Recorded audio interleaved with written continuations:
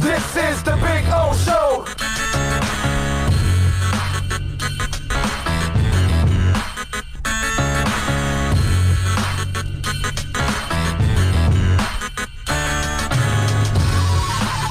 Alrighty. Ready to rock. Hope you guys are, because we got lots of stuff to talk about on a beautiful Friday out here at Craig Zinn's Acura Pembroke Pines, where we are every Friday for the last 10 years. And welcome aboard. Oh, man, so much going on. Breaking news this morning with the Miami Dolphins. I tell you, although just a warning for those of you that may be getting off on 36th Street and the Turnpike, because I like going to the Chick-fil-A there on Doral and 107th. And so I go there this morning, and I get off on the Turnpike exit, and then I grab my chicken biscuit, which is probably one of my biggest addictions in life, is a Chick-fil-A chicken biscuit. Wherever I'm at all over the country, I'm trying to find one in the morning. That is a safe. You are addicted every morning. Yes. Every morning. Yes, I am. And so, I get my chicken biscuit, right? And I'm going to get back on the Turnpike and come over here. And the Turnpike entrance is closed. And so then I go, all right, well, then I got to go south on the Turnpike to get back north again. The south entrance was also closed. So it's like there was only one exit. So just in case, if you're cruising on the Turnpike and you need to get off on 36th Street in the Turnpike, just understand, if you need to get back onto that Turnpike, you will not be able to get back onto that Turnpike, okay? There's only one entrance, or actually exit, working. The entrances aren't working on the Turnpike and 36th Street. So just to kind of, give you a little break there, just in case you're cruising. I don't want you to get screwed like I did, because that was one of those kind of deals that you're like, holy crap, come on, man. I gotta get to work here. I gotta prepare. I gotta set up. It's too much. All right. Anyway, so a lot of things to talk about today. We are out here at Craig Zinn's Acura Pembroke Pines. They've got $750 off for first responders, $750 off for military, $500 off for graduates. So think about it. If you're a nursing graduate that served, you could get $2,000 off. How about that? You're a nursing graduate that served. Wow. Okay? That's pretty good. I don't know if any of you have that combination, but then you'll get $1,500 off over here at Craig Zinn's Acura Pembroke Pines. And, of course, they've got the Acura loyalty event going on. If you own or lease an Acura, if you're going to purchase one, $500 up to $2,000 off on your purchases. And they've got great deals out here. We'll be out here till 2 o'clock. So if you want to get on in, it's really simple. Come on by to 15601 Pines Boulevard, just off of I-75, and Pines' finest dealership in the business, baby. It is Craig Zinn's Acura of Pembroke Pines. All right, so breaking news about 2 hours ago. I'm there preparing for the show, and I think it was Tom Pelissero that got it. And he reports that the Atlanta Falcons are trading for Charles Harris. And I'm like, wow. And you saw Taco Charlton got released yesterday. And we talked about this the other day, that one of the characteristics I love about these guys is they don't waste time. If you're not performing, they traded for Josh Rosen. They prepare him in that offseason, and then they put him out there when Fitz is struggling, and he couldn't take advantage of it. And they didn't keep him out there to keep screwing up and all. No. They said, yo, dude, you're not ready. You're not helping us win right now. We can't have you out there screwing it up for everybody else. We know everybody else isn't perfect right now, but you're not doing enough as a quarterback for our team. You're benched. Charles Harris not performing. He goes to the bench. Taco Charlton, they pick him up off waivers. He gets a couple sacks early on. His play tails off. You go to the bench. All right, they don't waste time here at all, whether it's their guy or not. And I happen to love that attitude of theirs. And then here's the other characteristic. I talked about this a couple days ago that Chris Greer and company have kind of, in 1 year, have put their imprint on this team, right? They have found depth at the secondary. They have found depth on the offensive line. They went and drafted and signed a whole bunch of people on the D-line so they can have starters and depth, right? So they're already they have turned over this roster a lot in 1 year, okay? And it's a better roster, I think, right now, actually, because the pieces actually fit together. And then here's the other characteristic about Chris Greer that I'm starting to learn about him. Be prepared. Here we go. If you get cut from the Miami Dolphins, it's because Chris Greer really could not trade you. Because none of us expected a trade for Ryan Tannehill. And yet somehow he was able to get a fourth rounder for Ryan Tannehill. And you look at this Charles Harris move, and it's a seventh rounder. And a seventh rounder isn't anything special, but you would figure Charles Harris is going to get cut. I mean, put it this way. I guarantee you that Chris Greer gets Andy Dalton traded. Okay? You see how the Bengals had to cut him? No freaking way that happens with Chris Greer. He finds a way to get something for Andy Dalton. Now, listen, I know some of you out there, you're going to tell me, he drafted him. You're right. It was a bust.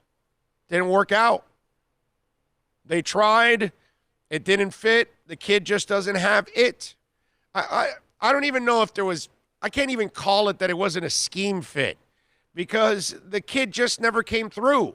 So you never could find out. If somebody doesn't prove that they can play, how the hell do you know what he fits, where he fits? So I can't even get to that stage of understanding where you even put Charles Harris and linebacker, all that stuff. That's a moot point at this time. Why? Because he never performed.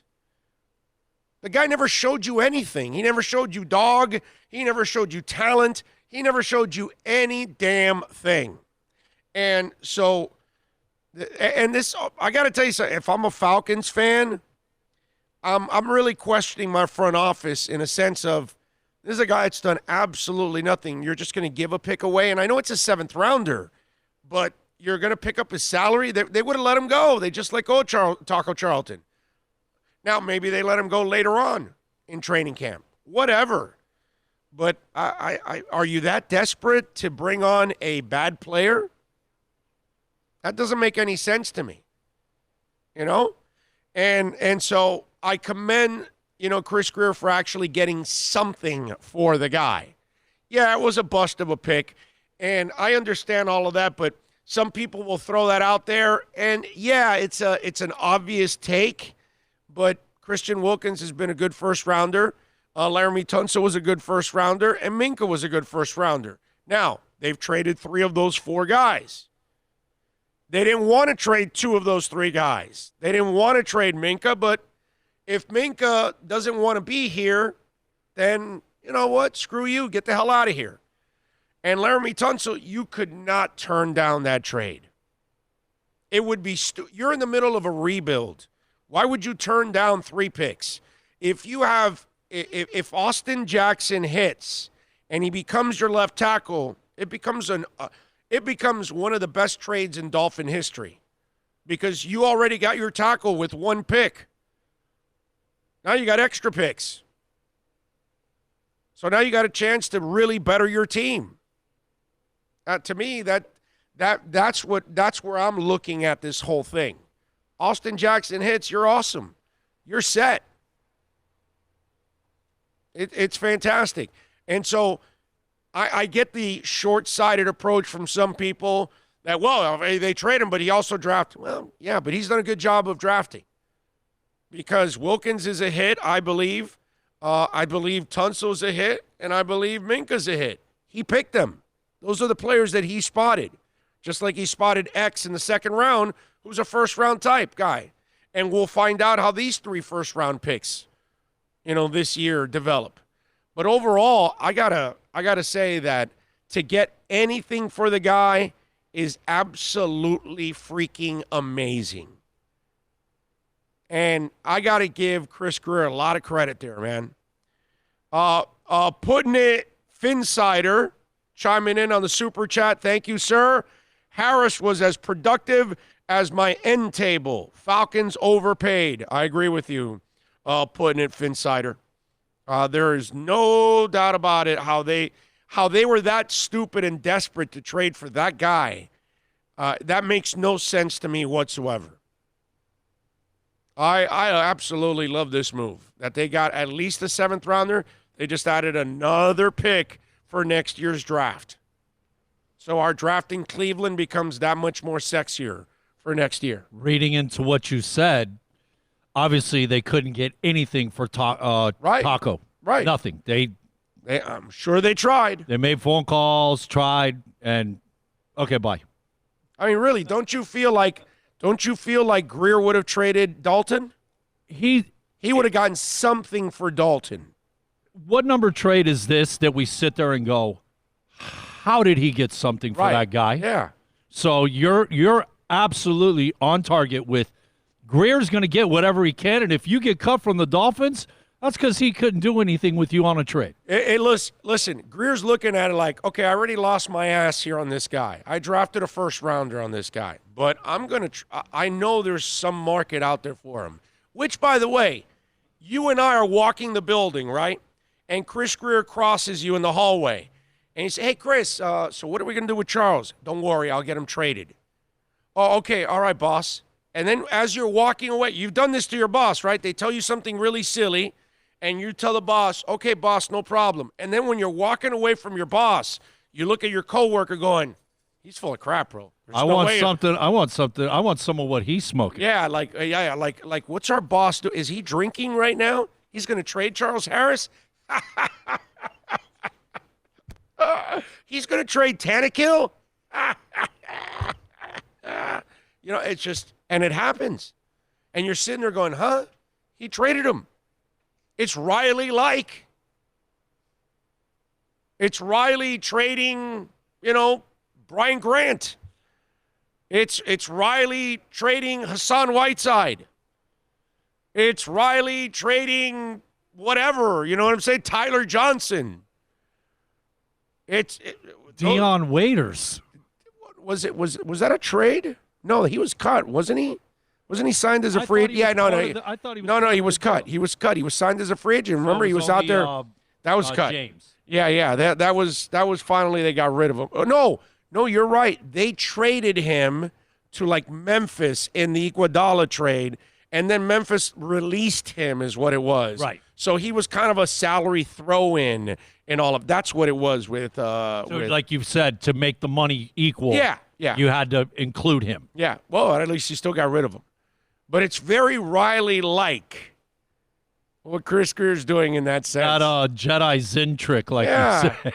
I mean, come on, you will You're gonna want this guy. You will take Charles Harris from us. You will give us a 7th rounder. That kind of stuff. I'm telling you, man. Obi-Wan Greer. Holy crap. I seriously, I don't know how he got anything for Charles Harris. I don't give a 6-pack of Schaefer beer for Charles Harris. Okay? I mean, come on. I'm not giving a case of Czech Cola for Charles Harris. You know what I'm saying? There's no way. It's crazy. But I commend him. He got something for him. You move on. It's a guy you know you were going to let go. I mean, we were all talking about it the last couple of days. I was telling you, yeah, Harris will be one of those guys. When they get down to 55, he'll be the cut. He's not going to make the team. You look at the people that are there now and the young guys they drafted, they're going to give those young guys a chance now. I mean, listen, it's not like Chris Greer did not give the man enough chances.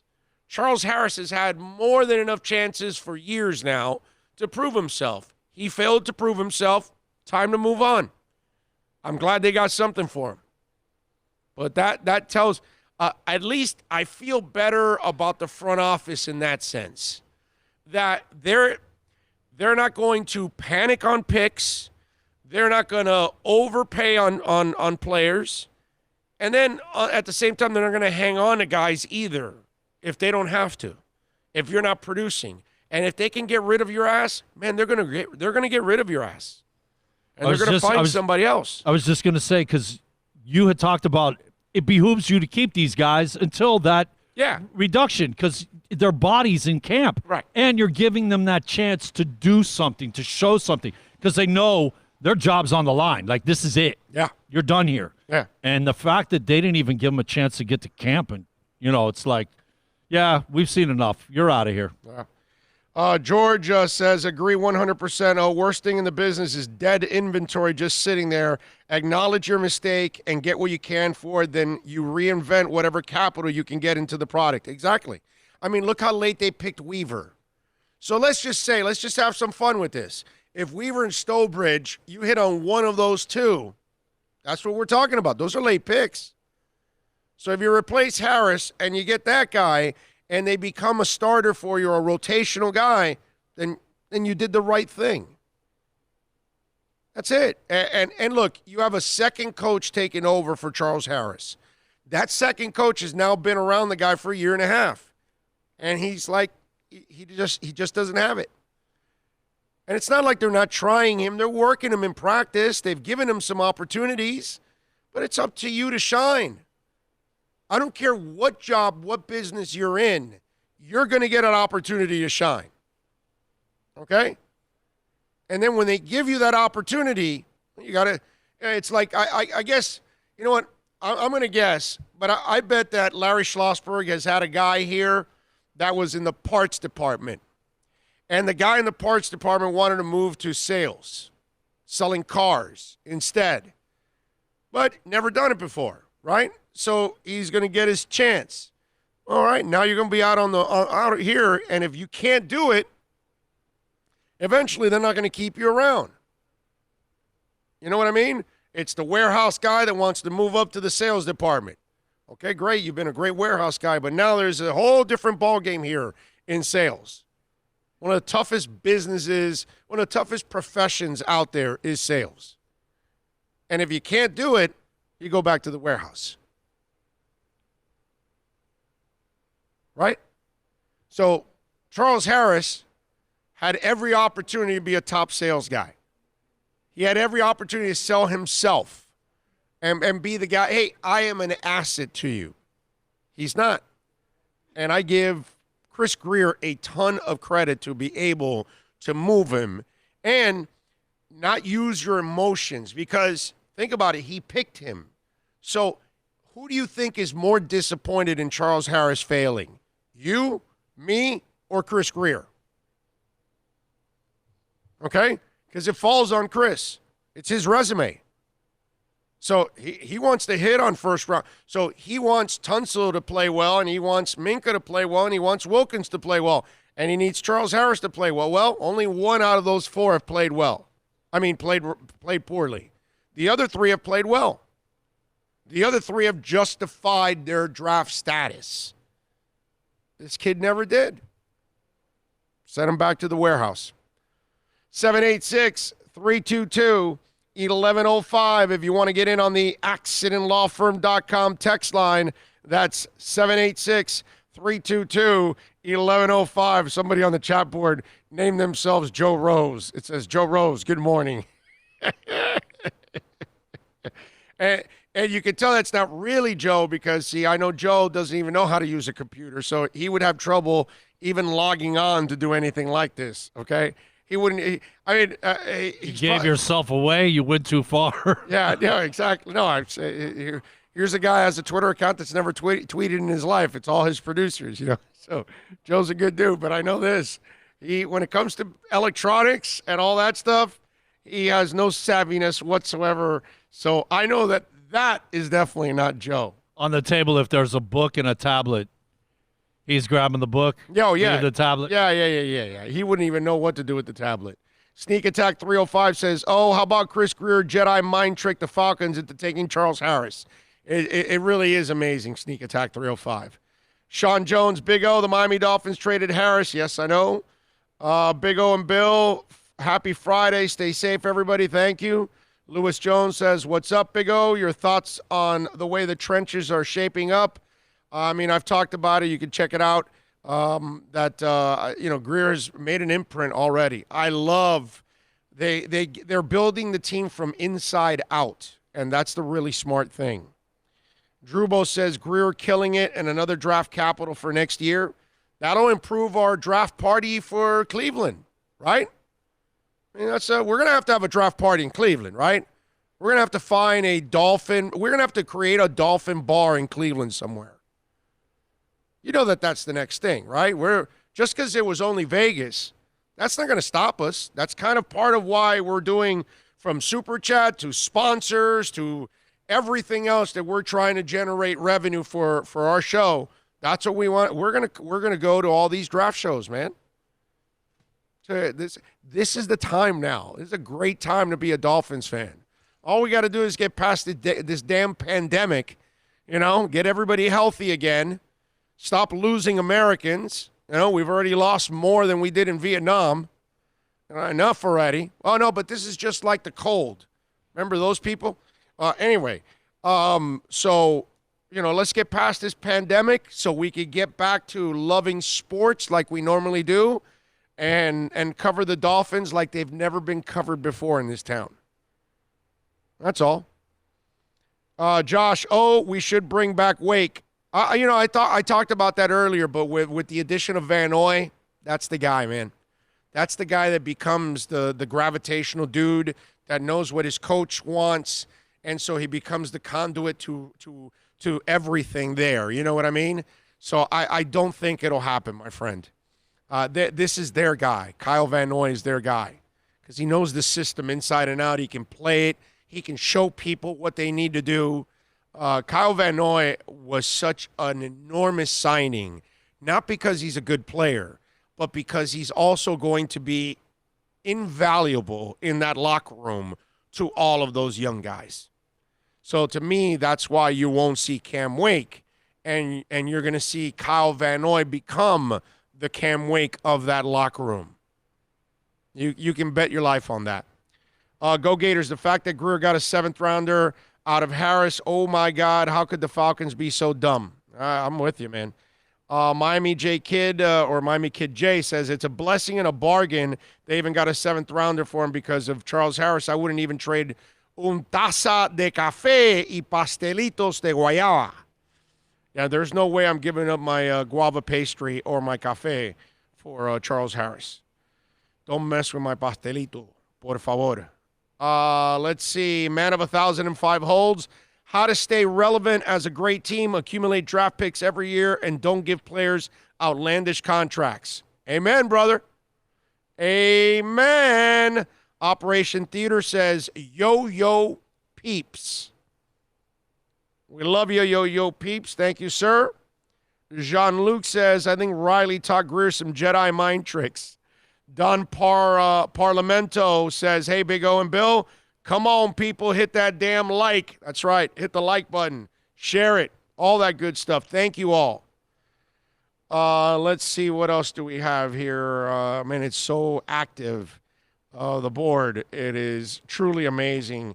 Esta fin. Charles Harris sucks so bad. The highest pick we could get back is a 7th-rounder. Something is better than nothing. Amen? I mean, that's what it is, man. Duck Dog says, what up, Big O? You're the best. Good riddance to Charles Harris. What a bum. At least we didn't trade up for him. Who drafted Harris? Ireland? No. It was Greer. You got to Let's do the right thing here, okay? That's one that did not go well for Greer. All right? I'm not blaming Ireland for anything that's gone on the last 4 years. That's under Greer on the draft side, not on the free agent and trade side. Free agent trades and draft, it's from last year on for Greer. Trades, it's the last 5 years. Drafts, it's just the last 5 years. Everything before that was all the other general managers, had nothing to do with Greer. So let's be fair in all of this. He killed his ratio, man. He's his one blemish, right? Yeah. Right now he is 3 out of 4 in first rounders. But now he's got 7 first rounders because he added 3 more this year. But so far he is at 75% with his first rounders, which is awesome. That's Hall of Fame, bro. You will go down as one of the greatest GMs of all time if you're constantly hitting on 75% of your first rounders. Damn you, Harris. You screwed up his 75. Perfect percentage, right? Exactly. 75%. Richard McLean says, good morning, Big O. Ted Ginn Jr. signs with Bears. How many teams and how many years? Just not first-round talent. He's had a hell of a career. It's not his fault he got drafted number 9. He was never going to justify that pick. It's not his fault. You know what I mean? But he's had a hell of a career. Okay? Let's give Ted Ginn some love. He's at least become a good receiver. Not anything great, not a Pro Bowler, none of that. But he's been a serviceable player, man. A lot of us would love to have that kind of career. Thomas Cook chiming in, baby, on the super chat. Thank you, Thomas Cook. Good morning from OKC. Thank you, Thomas Cook. I appreciate you. Myron Sanchez chiming in on the super chat. He says, "Oh, what's your grade for my Niners in the draft?" I got to look it up now because I don't remember off the top of my. Let me see if I wrote those notes down on my Saturday show on Sirius.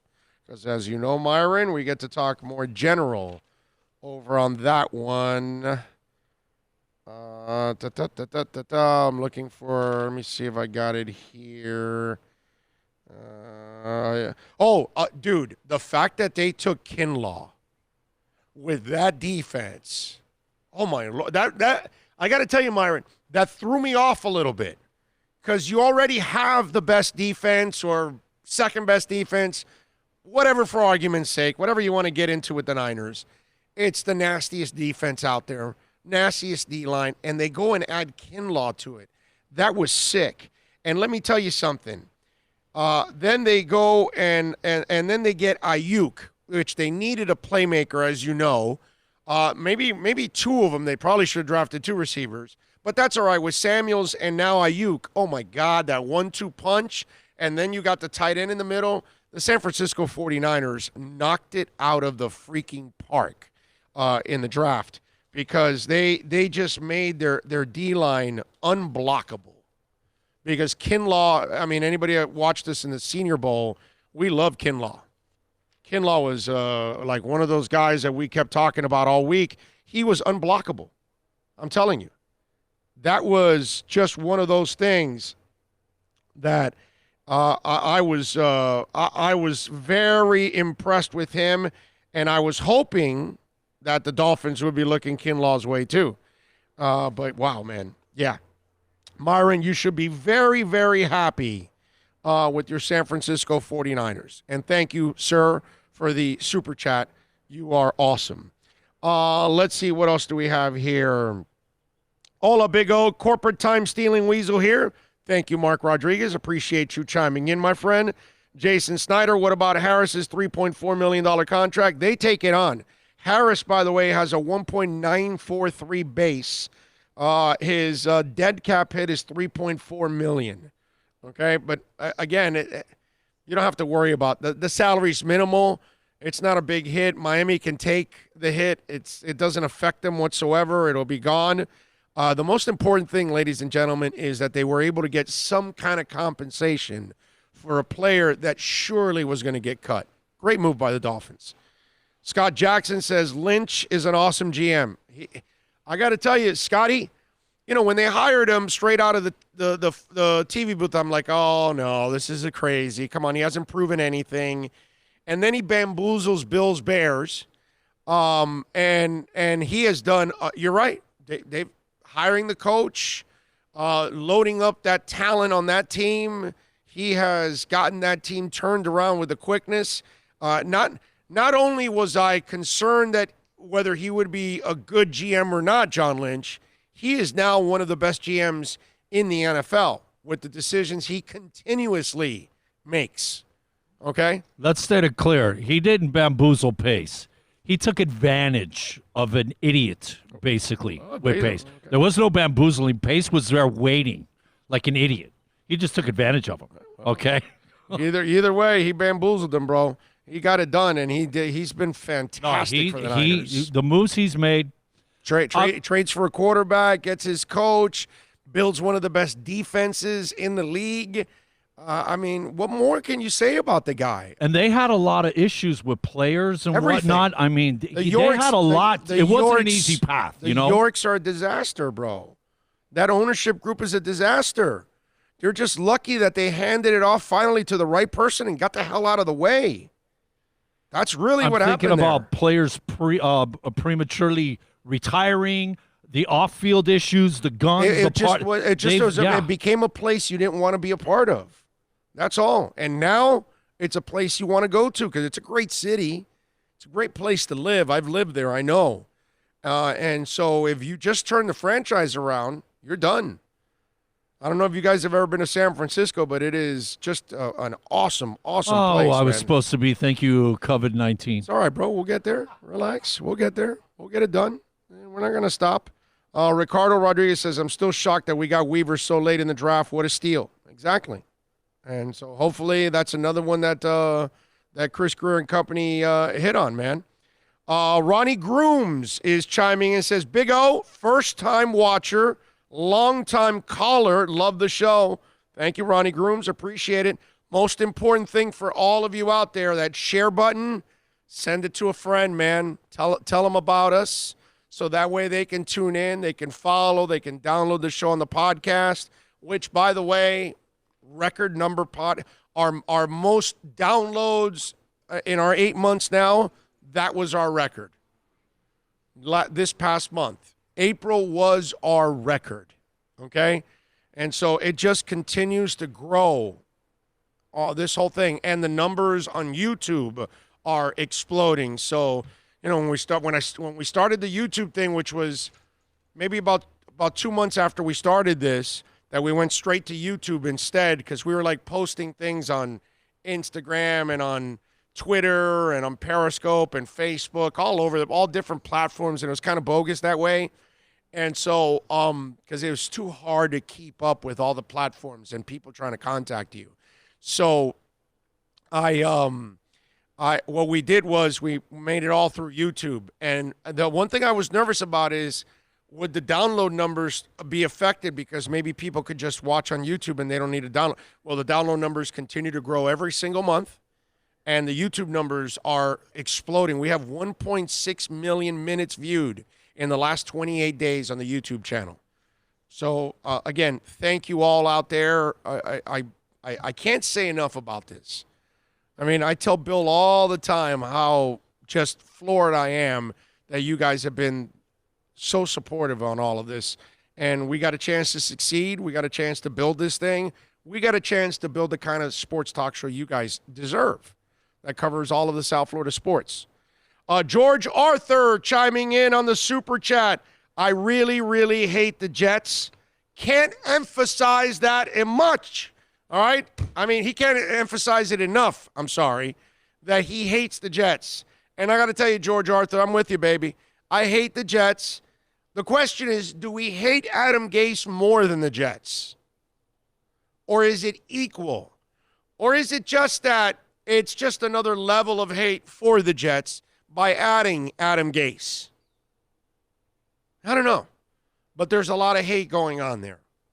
Yes, we got to hate the Jets. George Arthur, thank you, sir, for the Super Chat. I appreciate it with you, and I think a lot of us feel the same way with you about hating those stinking Jets.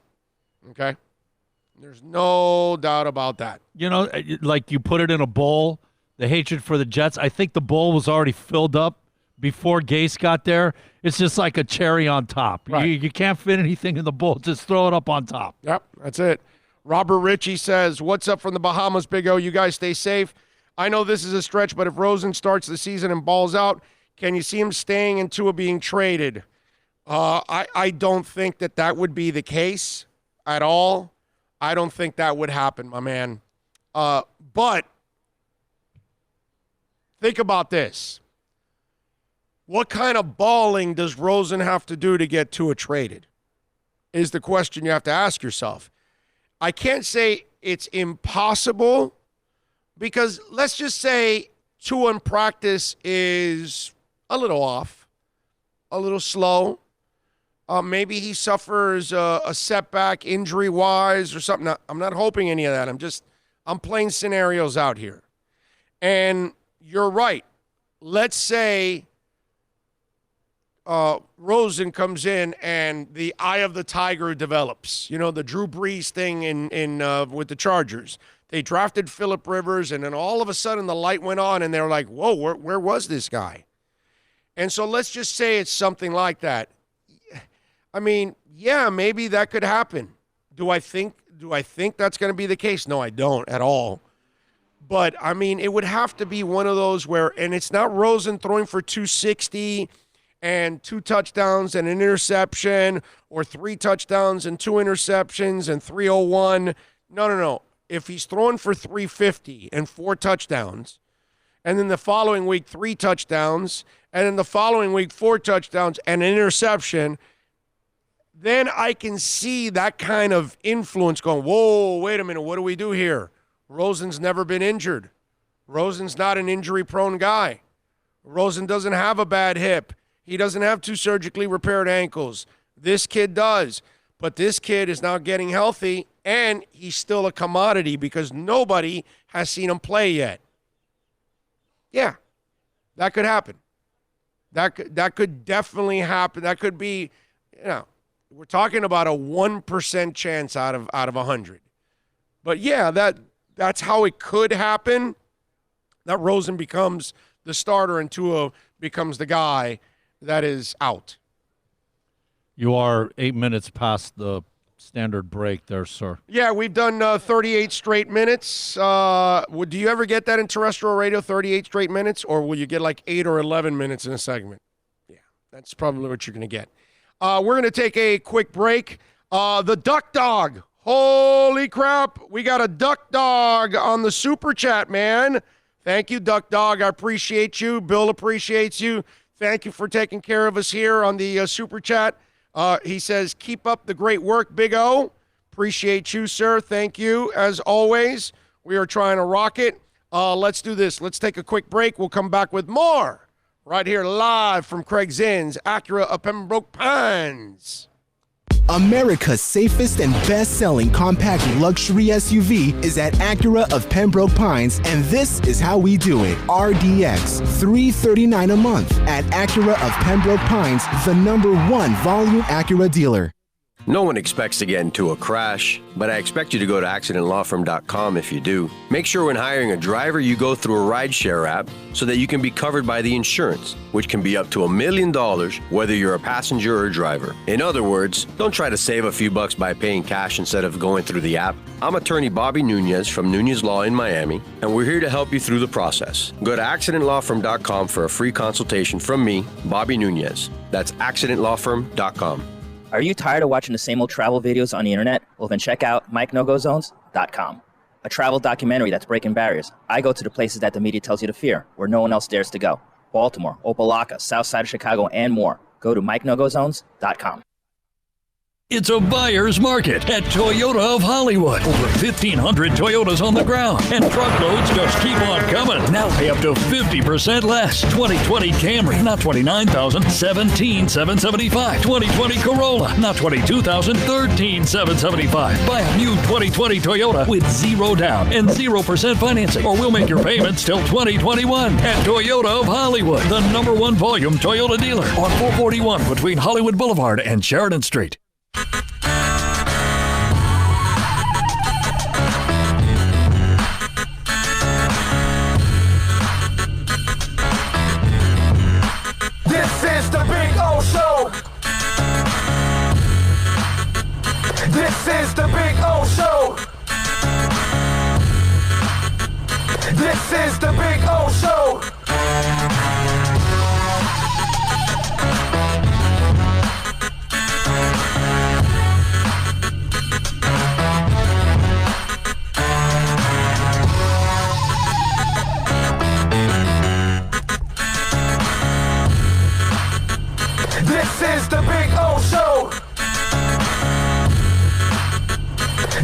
is the Big O Show.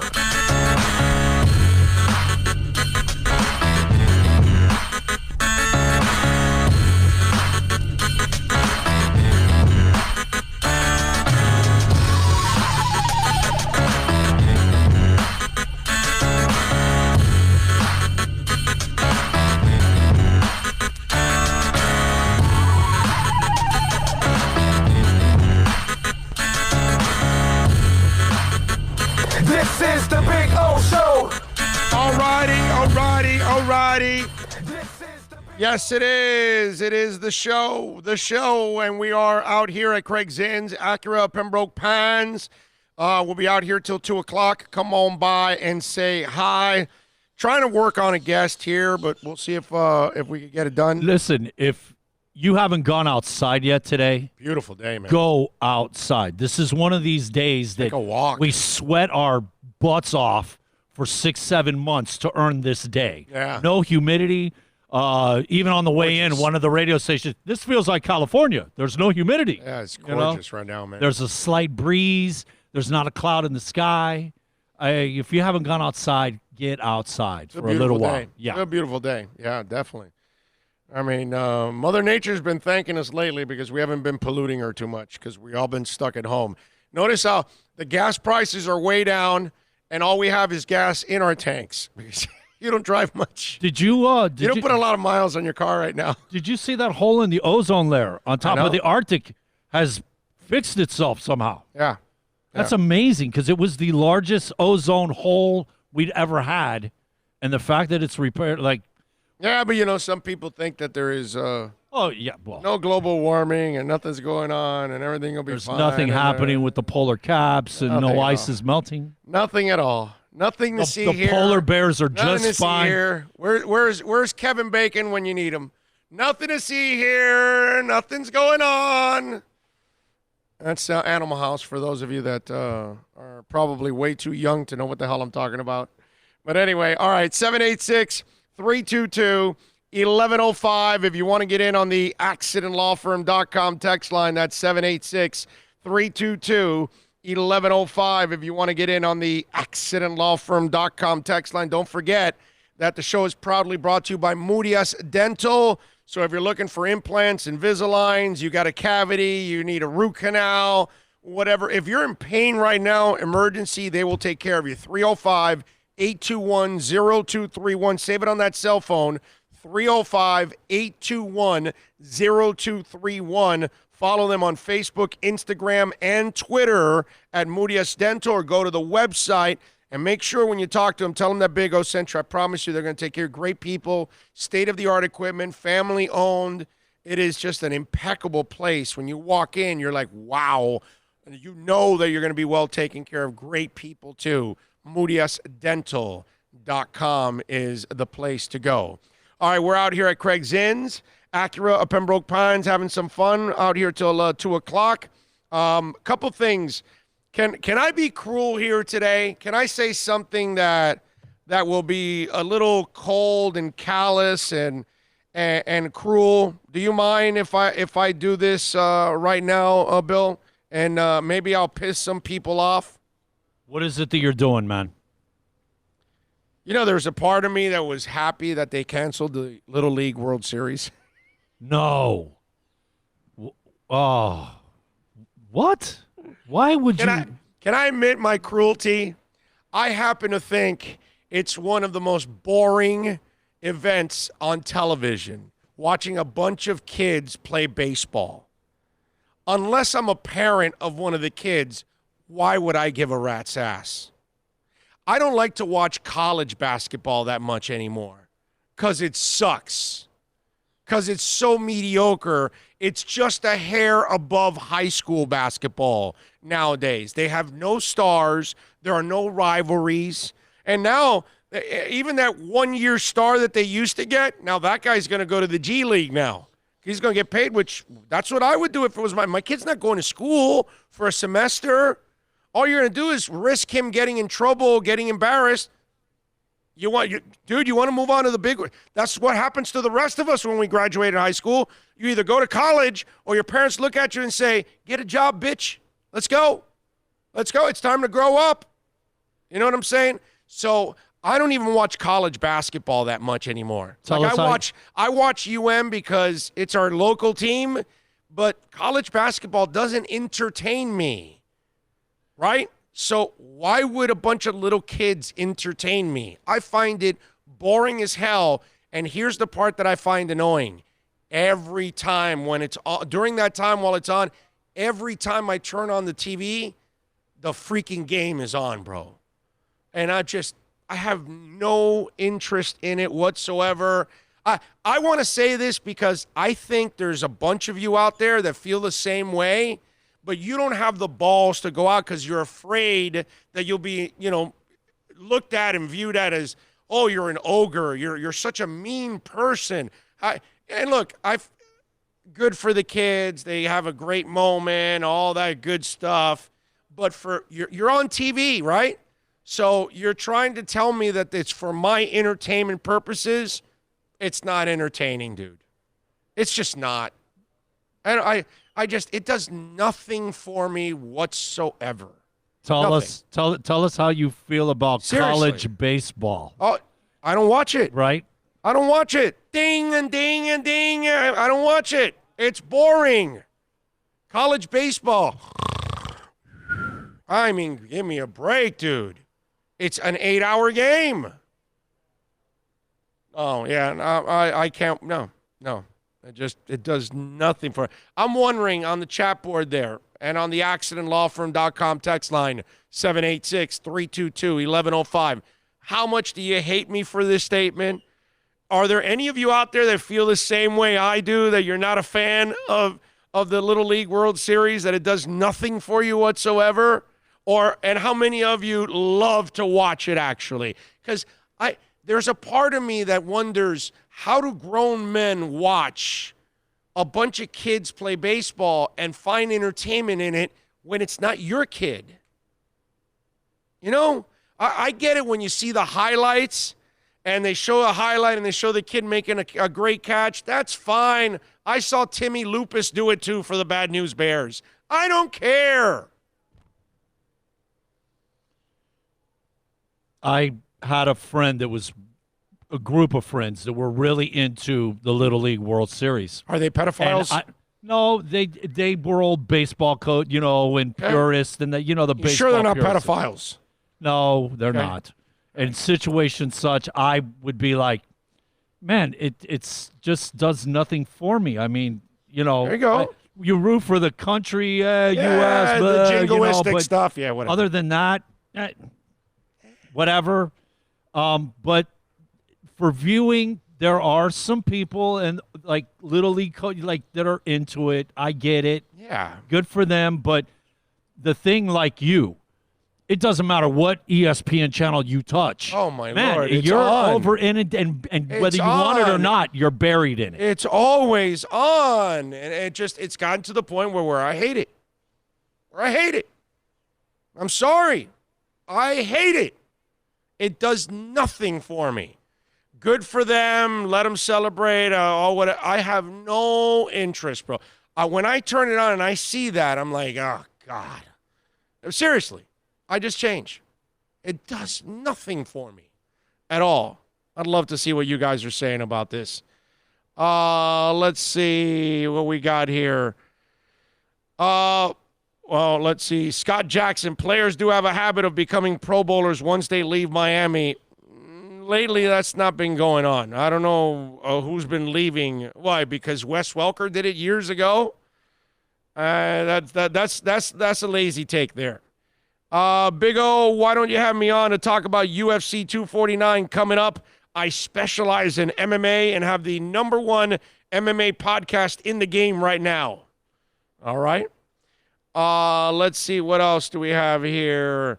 Abel says, forget about the ozone hole. We got a huge hole in the defense, and Atlanta closed it for us. LOL. Harris played like an undrafted free agent. Hell, there's undrafted free agents even play better than he does. George says, the hole in the ozone layer over the northern heart naturally expands and contrasts with the changing of the seasons. Natural occurrences, guys. George, you're too smart for us. That's like next level stuff there, bro. Big O, do you know if the marinas are open in Dade County? I think they are. Not sure. Don't go to the newspaper, bro, and see if they got exactly what's open and what's not. Thomas Bocero, Little League World Series blows. I agree. There's only one rivalry in college basketball, Duke UNC. And that's not even a rivalry anymore, bro. I live by the baseball field. I go over and watch the kids play. It's great. Good morning, brothers. Ricardo's chiming in. Operation Theater. Is Big O a parent? Yes, I am. I have a daughter. She's 20. She's in medical school. Okay? So, yeah, she did athletics, too. She's a brown belt in karate. I would only watch the Little League World Series if I had a relative in it. Boom! That's it, Mike No-Go Zones. That's the only way I would watch the Little League World Series. If my kid was involved. If my kid or my nephew or my, something in my family is involved, then I'll watch it. If I don't have a blood interest in it, get the hell out of here, bro. I got better things to do, man. Seriously. I'll go to YouTube and watch a concert. Seriously. No, I'm not joking. By the way, I watched a terrific Barry White concert last night. It was awesome. Let's celebrate the Charles Harris trade by showing Big O some love, shares, likes, subscribe. Yes, I agree with that. Celebrate with that every day. Thank you. Let's see. What else do we have here? Alex Diaz says, don't care for it one bit. Rather watch paint dry. See, he's like me. Thomas says, I love this statement. I agree. Little League is bad entertainment. So, there is a bunch of you guys that feel like I do. Raging Dolphin Maniac says, I coach Little League. Kids are great. The parents suck. You know what? You're probably 1,000% right. That's probably what it is, right? Jeffrey Epstein loves the Little League World Series. That's just wrong on every level. The Little League World Series is better than nothing right now, but if we were not under these extraordinary circumstances, I agree. Well, yeah, but there's not going to be a Little League World Series because we can't put the kids at risk either, So it would only be under normal circumstances. You feel like me. The Little League World Series blows. I'd rather watch ESPN The Ocho. I still wouldn't watch the Little League World Series if that was the only sport over the summer. Amen, dude. A freaking man. Hell, I may watch replays of Heat and Marlins and Dolphin games, and I don't do that. But I may do that over watching the Little League World Series. I've never watched that, plus who cares? I feel bad for the kids. Why do you feel bad for the kids? That's a good moment for them, Myron. That's a fun moment for those kids. Don't feel bad for them. They're not being exploited or anything like that. No, in that little place that they all get together, and the kids are all together, the game room and all that. It looks like a killer experience for those kids. Yes, I agree. And you have your iPad on, so when you turned on the mic, we heard the iPad. Big O, do you think releasing Harris might try to get Clowney? What? I think I gave you the answer there, Andres. Mike Pellegrino, Greer has more busts than Dolly Parton. That's a lot of busts. Stephen Watson, I was 10 years old in 72 when the Dolphins were perfect. The die was cast for me, and I have been a lifelong fan, but not a homer. I love it that you tell it like it is. Thank you, Stephen. I appreciate you, my man. Let's see. Oh, come on. College baseball isn't too bad. The Hurricanes have produced some great major league talent over the years. Yeah, no, Mike, I don't have a problem with that. I'll watch Canes baseball, but college baseball in general, I really have no interest. And I know I've gone to those games back in the day. I've been to the celebrations and all that. So, yeah, I'm with you, but I'm not the guy that's gravitating to college baseball, man. Only UM. That's it. Because of a rooting interest. That's it. It's almost like if I had a kid in the College World Series, the Little League World Series I would watch, the only reason I watch college baseball is in Coral Gables. That's it. And I will say this. because I won't be a phony. I will go to Mark Light Stadium for Oh, man, it's one of the best Yes. experiences. Yes. And for the Yes. dollar, Yes. the whole environment, everything, the way they have the little sayings and the group does the claps, and it is awesome baseball environment. But if I'm sitting home and I'm channel surfing and I run into North Carolina and Duke in baseball or Nebraska and Florida State, I will continue to travel through and just pass it up. I will not be stopping and watching. I will not care. I don't want to. I want nothing to do with it whatsoever. Seriously, I have to be brutally honest.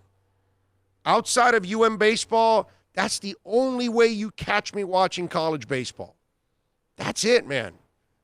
I can't keep up with it. It's boring. It's not a good sport anymore. It's just not. Big O, is the NFL going to cancel the London game this year? Rather, we have the real home date in Miami. Troy, my guess would be that there will be no overseas games this year, at least. That would be my guess. I don't know. These people are really greedy. They're capitalistic, so they know they make a lot of money over there, and the Jags probably need that game there more than in Jacksonville. But I guess for player safety and all of that, they probably won't travel this time around. That would be my guess. Big O, did you see the Nirvana tribute by Post Malone? I have not, but I read an article on it, and apparently Post Malone knocked it out of the freaking park. So I will check it out today because I read it last night. Like, people were talking about it, and I read somebody did a little recap on it and said that Post Malone kicked some serious ass. So I got to check it out. Let's see. What else do we have? I'd rather watch the Little League than the majors. Really? Wow. Oh, so then you're not a baseball fan. You're just like, oh, let's watch the kids play. It's cute, right? That's what it is. Because it's not really a love of baseball. Because if you love baseball, you want to see it at its best. And that's at the highest level, I would imagine. Dougie Fresh, can't watch the Little League World Series. Also, it's rigged with a USA team always in the finals. I love USA, but that's some BS. Is it really? I have no idea. I thought, like, the Asian teams win all the time and stuff like that. I didn't know that. I don't even know if that's true, Dougie. But I don't follow it, my man. I wouldn't know about that. I really have no interest. Let's see, what else do we have? Tannehill, Landry, Tunsil, Jay Ajayi. Tunsil hasn't made a Pro Bowl, sir. Jay Ajayi ran for 1,100 yards here, so he had success here. Not sure what you're talking about with and Tannehill. Was he a Pro Bowler this year? Wow, anybody will make a Pro Bowl. Let's see, what else do we have here? I enjoy the age World Series. It's pretty intense. Okay, yeah. The Little League World Series, what you're saying? Miami J Kid says, Big O, what's your worst, watching Little League ball or watching Tannehill play quarterback? LOL. I'd rather watch Tannehill play ball. Seriously. I'd even rather watch Tannehill than watch the Little League World Series. That tells you all you need to know right there. Alex Rodriguez says, Cam will not be signed as Pride and Eagle told me so. Captain Swole says Tua should wear 15. He's number one value, and that was selected at number 5. Hey, Captain Swole. How about that? That's a nice little twist there. First round talent, picked at number 5, 1 and 5, 15. Okay. All right. Not bad. Let's see. Duck Dog says 2 brackets in the Little League World Series. USA plus foreign country always will be a U.S. team in the finals. Oh, because it's 2 brackets. Oh, I got you. So one bracket is all USA. So that's why there's always a USA team. I got you now. Again, I don't follow it. I'm sorry that I don't know the ins and outs of it because I have no interest in that stinking sport. None whatsoever. So when they canceled it, I was like, that's a good thing. Let's do this because we're here at the top of the hour. We got to take a quick break here, and then we're going to come back. And I got some football stuff I want to talk about, a little Dolphins. But I also want to talk about somebody that I think kind of fired off a statement that, how would I phrase it? It's a statement of protecting his career, okay? It's kind of interesting. We'll do that when we come back on the other side. Let's take a break. Before we do, don't forget that VSS West Pines is a proud sponsor of our show. Go see Jose and all the great people out there. 12397 Pembroke Road. If you need CBD products for you, anybody in your family, it's a stressful time, anxiety, maybe you're dealing with pain, maybe your animals, you want to calm them down a little bit, the dogs and the cats. They've got CBD products for them. They've got hand sanitizer, toilet paper. They've got paper towels there also, so you can get that there. Also at VSS West Pines, all kinds of CBD products, all kinds of different rolling papers. They've got the water pipes, all of that for you, the hookahs, you name it, folks. That's why I want you to get on down there. Call them, 954-613-3367. You can actually order by phone, and you can have curbside pickup there at VSS West Pines. You don't have to get off. You can get off and come to the door and order, and then they'll bring it to you at the door. You don't go in because I don't know if there's still, maybe next week is when they can start letting people in. But I know that for now they weren't letting people in. But either way, they will take your order. They've been open all throughout the pandemic. I know because we've been broadcasting there all throughout the month. So they will take care of you. Call them, 954-613-3367, or go to 12397 Pembroke Road. It's VSSWestPines.com. It's a buyer's market at Toyota of Hollywood. Over 1,500 Toyotas on the ground, and truckloads just keep on coming. Now pay up to 50% less. 2020 Camry, not $29,000, $17,775. 2020 Corolla, not $22,000, $13,775. Buy a new 2020 Toyota with 0 down and 0% financing, or we'll make your payments till 2021 at Toyota of Hollywood, the #1 volume Toyota dealer on 441 between Hollywood Boulevard and Sheridan Street. Are you tired of watching the same old travel videos on the internet? Well, then check out MikeNoGoZones.com, a travel documentary that's breaking barriers. I go to the places that the media tells you to fear, where no one else dares to go. Baltimore, Opelika, South Side of Chicago, and more. Go to MikeNoGoZones.com. No one expects to get into a crash, but I expect you to go to accidentlawfirm.com if you do. Make sure when hiring a driver, you go through a rideshare app so that you can be covered by the insurance, which can be up to $1 million whether you're a passenger or a driver. In other words, don't try to save a few bucks by paying cash instead of going through the app. I'm attorney Bobby Nunez from Nunez Law in Miami, and we're here to help you through the process. Go to accidentlawfirm.com for a free consultation from me, Bobby Nunez. That's accidentlawfirm.com.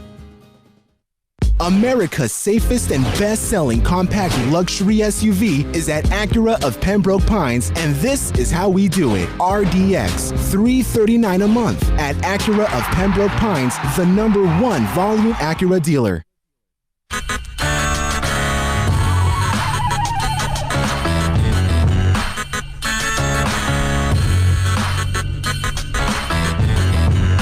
This is the Big O Show. This is the Big O Show. This is the Big O Show.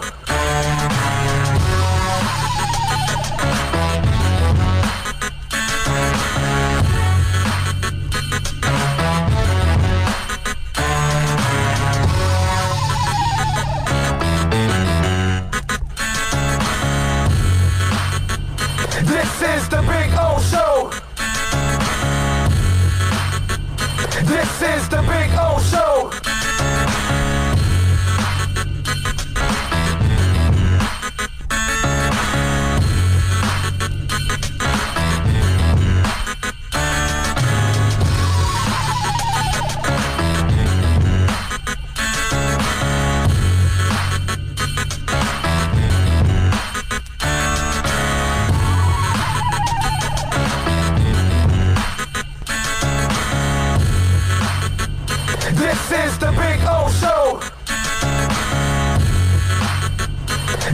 is the Big O Show. This is the Big O Show.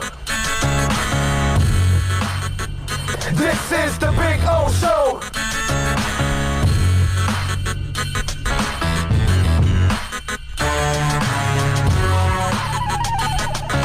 All right, we are back. We're back. Rocking out here. Hour number 2 of the program at Craig Zinn's. Acura of Pembroke Pines. Come on out, baby. Join us out here. We'll have some fun as we take you till 2 o'clock. Don't forget EJD Construction, a proud sponsor of our program. For those of you out there, you're looking to improve that man cave, now that we're about to start to open this thing back up again, and sports eventually will get back. You want to improve that man cave, right? Call EJD Construction. Call my man Eric right now, 305-318-4978. Right now, folks, they are COVID-19 ready. They use the gloves, the masks, along with any other OSHA requirements, and they arrive at their sales appointments with masks and gloves as well. First responders, by the way, will get their developer rates. So call them at 305-318-4978. You want to improve that kitchen, the front yard, the backyard, whatever it is, the kids' room, the house needs to expand. Call EJD Construction, 305-318-4978. And make sure you tell them that Big O sent you. I promise you, they're going to take care of you at EJD Construction. Really good people, man. Known them for years. Yesterday, LeBron James, okay, he put out a tweet because there were some people talking about canceling the NBA season. And he goes, hey, saw some reports about executives and agents wanting to cancel the season. That's absolutely not true, LeBron wrote. Nobody I know saying anything like that. As soon as it's safe, we would like to finish our season. Okay? I'm ready. Our team is ready. Nobody should be canceling anything. Now, let me explain something to you about all of that. That wasn't about, basketball fans, the sport you love will be back. Don't listen to people. That wasn't about Laker fans. Don't listen to other people. The Lakers will be back and we'll be here to challenge for a title for you guys. That wasn't anything about that. Do you know that was what that was all about? That's LeBron James going, hell no, I'm not even going to allow this to be said. Even though I know we're going to play the season at one point or another.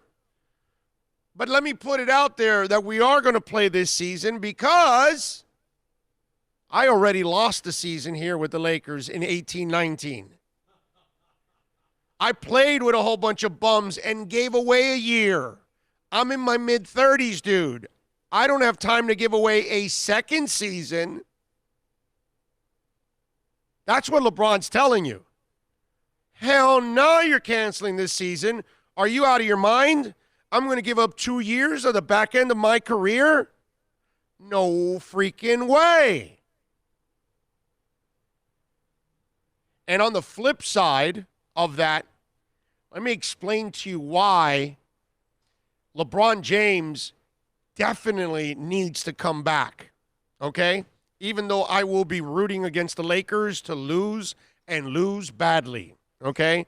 After taking that $4.6 million in assistance, the fact that they just filed for it and got it, I know they gave it back, but the fact that they had the balls to file for that as a small business and take that money away from real businesses that need it, when that's one of the most valued franchises in the world, I am rooting against the Lakers to lose every freaking game this season. If the story doesn't get uncovered and surfaced, they keep that money. Yeah. Okay?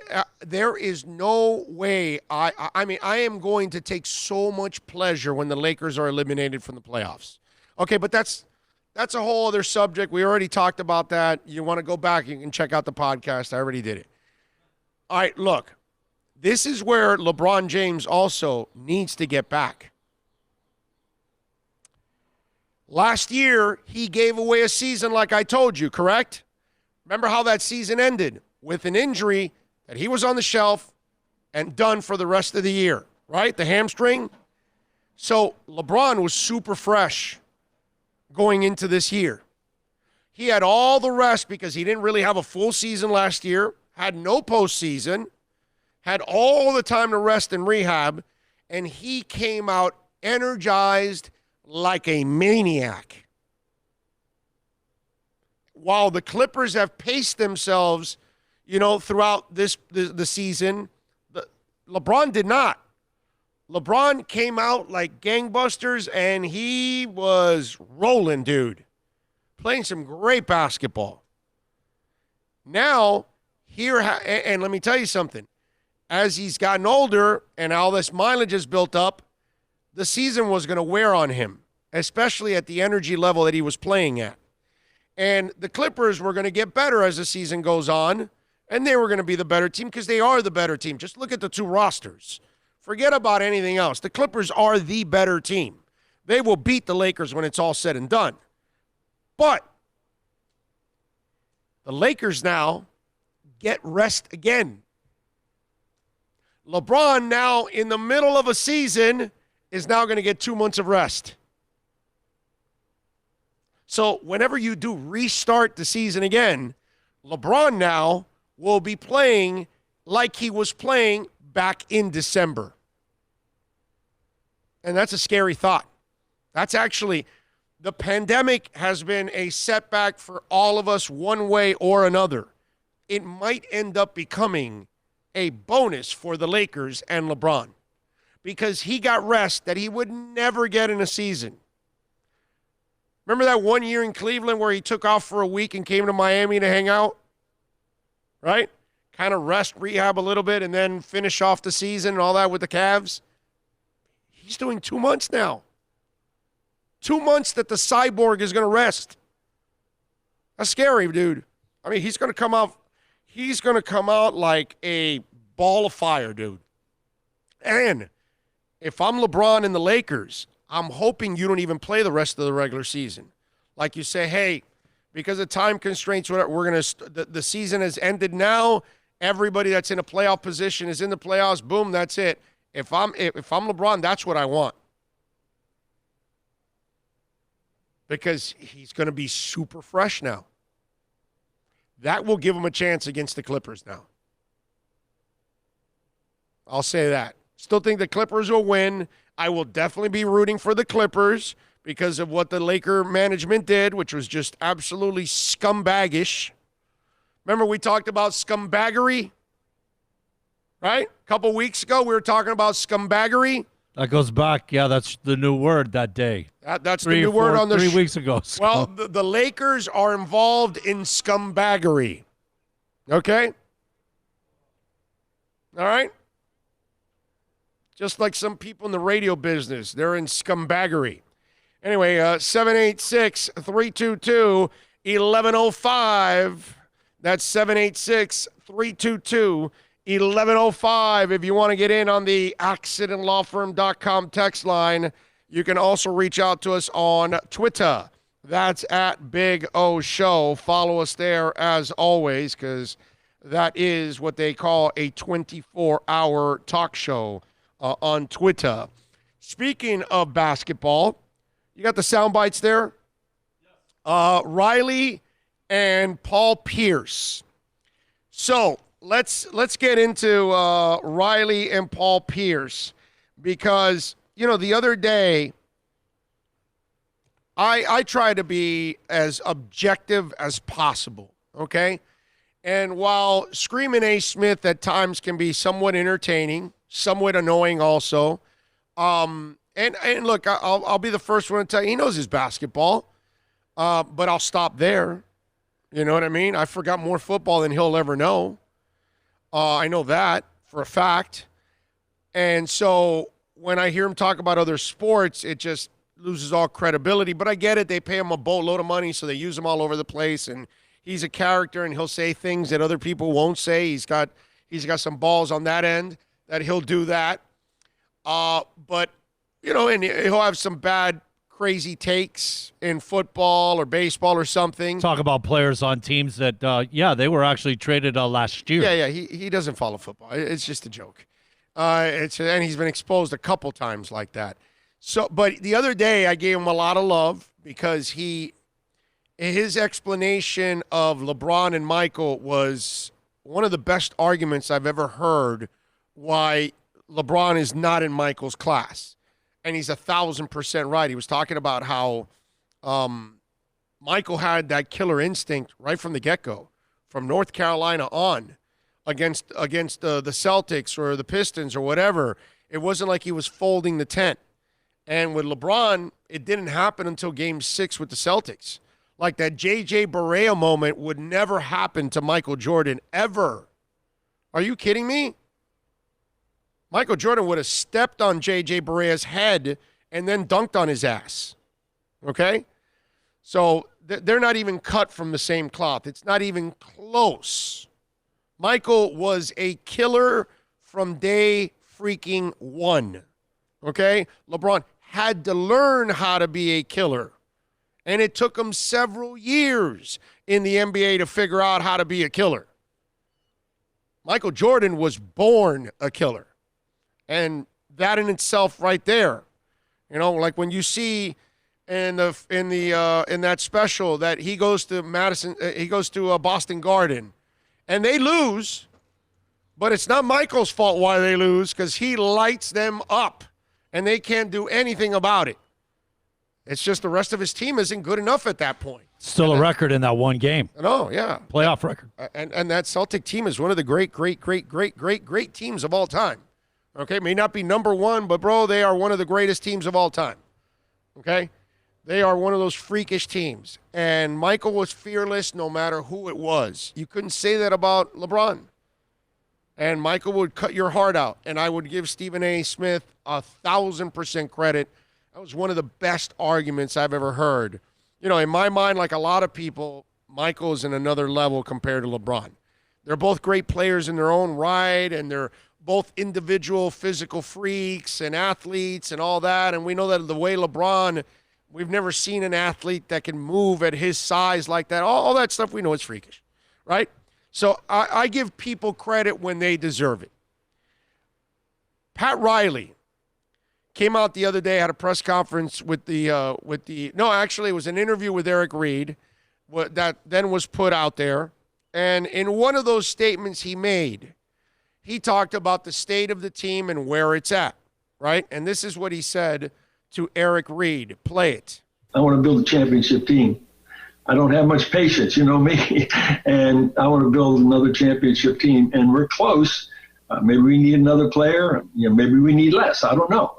Point is that we're right there, and we're a contender, and I'm proud of that. Okay, so Pat Riley talks about him being a contender or that they're close. Maybe they need a player or two, or maybe they don't need any players, right? Paul Pierce was asked about this statement on The Jump with Rachel Nichols. Fire away, Bill. I mean, if the Miami Heat are close, that means every team in the NBA is close. But Paul Pierce. I don't think they're close. Wow. Seriously, though. When you're close, let me tell you when you're close. You're close if you have a top 5 player playing on your team. That is the main ingredient. I said this, and I always say this, with the exclusion of the Detroit Pistons, who won in the early 2000s. There you go. So, look, I'm not a Paul Pierce fan. That crap he pulled with the wheelchair, all that stuff. He has some really bad takes about LeBron at times. He doesn't give really LeBron credit that is due sometimes. And I'm not, and personally, I have my own issues with LeBron, but athletically, it's hard to take away anything from the guy. Now, I'll never say that he's better than Jordan. That one can never happen. But here's where I can't argue with Paul Pierce, and I have to argue with Pat Riley. The Heat are not close. The Heat are a really good team. They're going to go to the playoffs, but they're a second-level team in the playoffs. They are not part of the elite. And when I say elite Elite means you actually have a shot at the title. And they don't have a shot at all at the title. They don't. He's 1,000% right.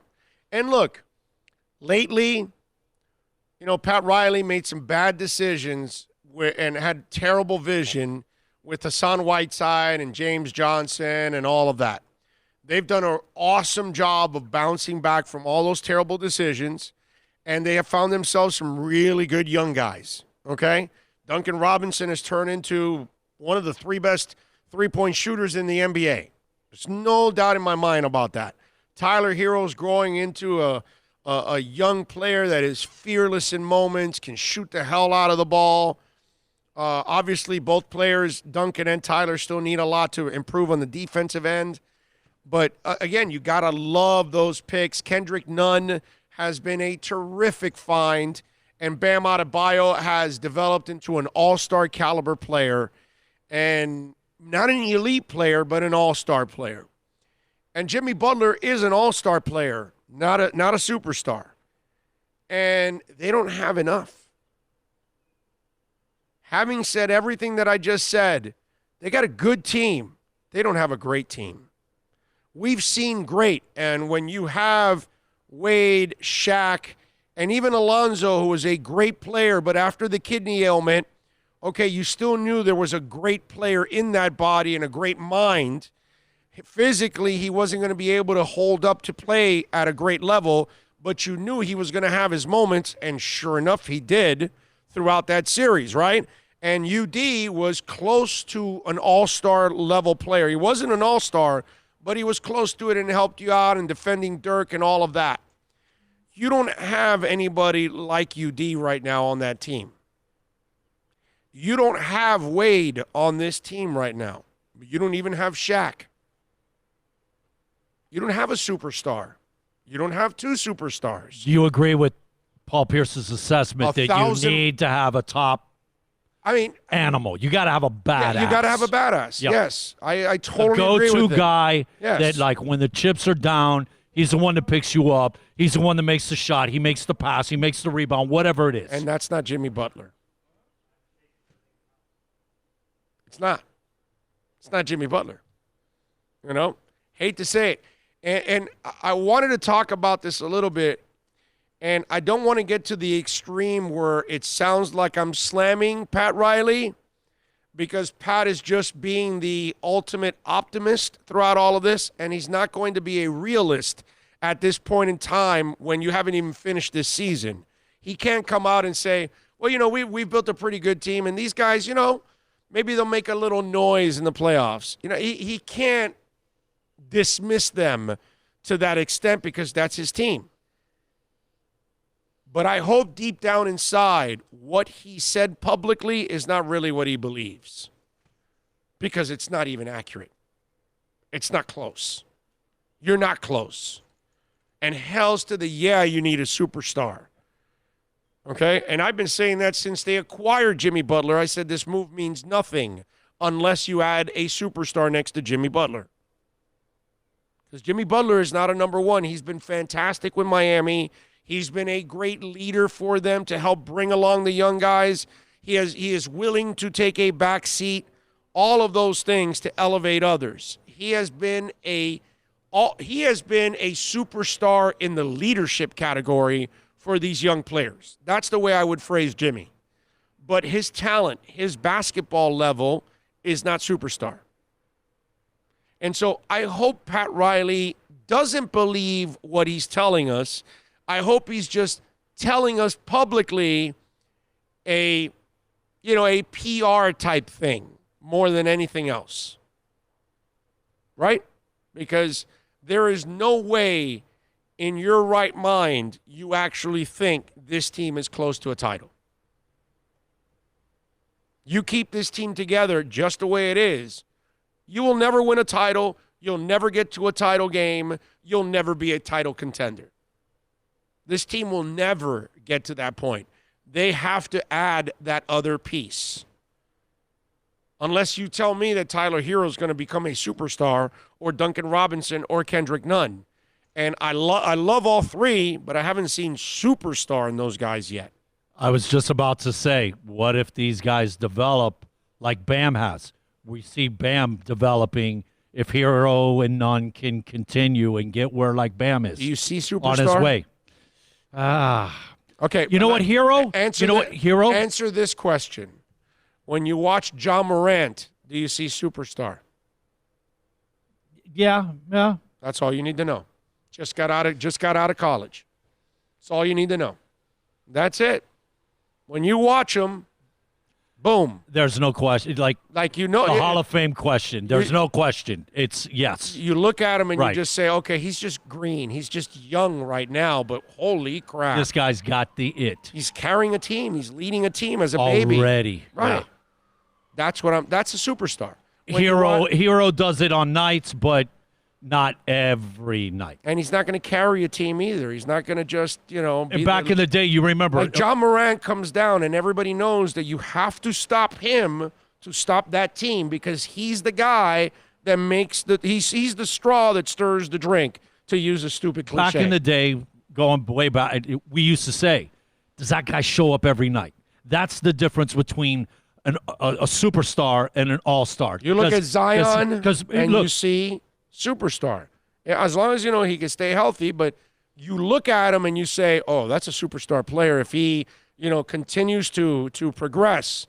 Those kind of guys. You know what I mean? When you were watching Greek Freak develop, you were freaking out. Oh, yeah. Now he's there already. Every night. But a couple of years back when he wasn't at this point, you were looking at him going, it's just a matter of time. You could see that he had something, but like we said, there was nights that he didn't have it.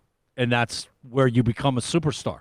Right. Mashburn, Jamal was a great player, but out of 5 games, he'd show up for 3. All-star. He'd show up for 3, maybe 4. All-star. But there'd be a game or two that, dude, the reason we lost was because Mash didn't bring his numbers. He's an all-star. He's an all-star. He's right. not a superstar. Mash was never a superstar, but he got to all-star caliber. A lot of players get to all-star, but all-star is one thing. Superstar is completely something else. And Miami doesn't have one yet. Bam hasn't even turned that into that. He's an all-star. He's got to develop that outside shot to become the superstar. When you get into those 7-game series and you're seeing each other and like gaming and stuff like we talked about, for a perfect example, Houston, the little trick thing that they're running with the small lineup, it works. But in a series, when you get with the one team, 5 game, they're gonna school you, man. Yeah. They're gonna classroom you and forget about it. It ain't gonna work. But on a night in, you don't see it for 2 months. Well, you could sneak. You could play with them, gadget them. You know what I mean? Gadget play them. Here's where Paul Pierce is 1,000% right, and Riley is just selling hope. Okay, love Riley, but you know me, man. I don't play that game. I'm brutally honest here. The Heat started 24-8. They're 17-16 since.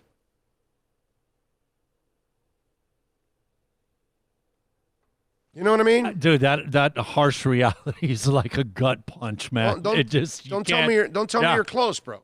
You're a 500 team. This is what you are. You've been a 500 team for 33 games. That's nearly half the season. You've been a 500 team. 17-16. 33 games. I'm sorry. I think I said 35. 33 games. I mean, it just, it just doesn't make any sense to me. That's why when I hear that, I respect the dude. I love Riley. I love what he's brought to the table. But, you've done a great job of recovering from where you were. But don't sell me the championship stuff because you're not ready for championship. You're not even close. You're not close. This team, the way it's constructed right now, will never have a shot at winning a title. Will never get to a title game.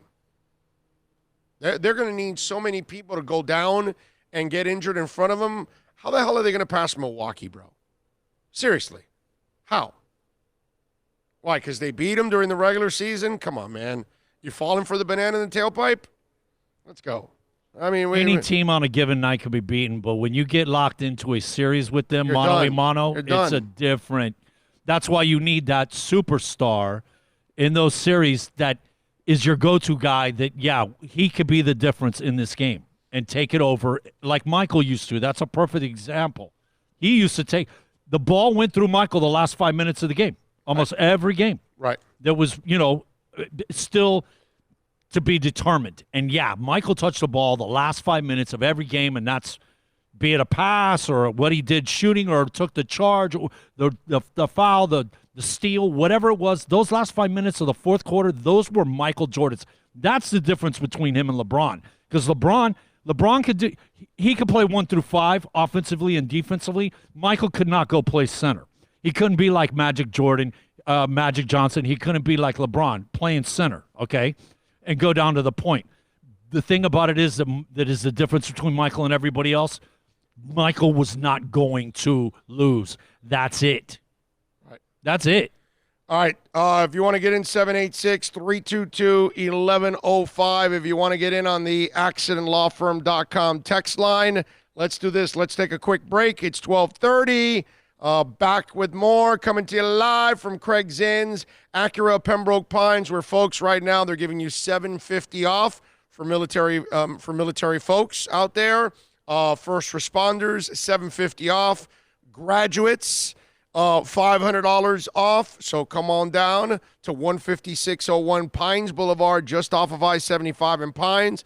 Also, if you're an Acura owner, you own or lease an Acura vehicle, and you're looking to buy another one or lease another one, they can give you $500 up to $2,000 off your next purchase. So come on down, see Larry Schlossberg and the boys. Make sure you tell them that I sent you, that Big O will take care of you, tell them that Big O sent you, and they will take care of you here at Craig Zinn's Acura of Pembroke Pines. Are you tired of watching the same old travel videos on the internet? Well, then check out MikeNoGoZones.com.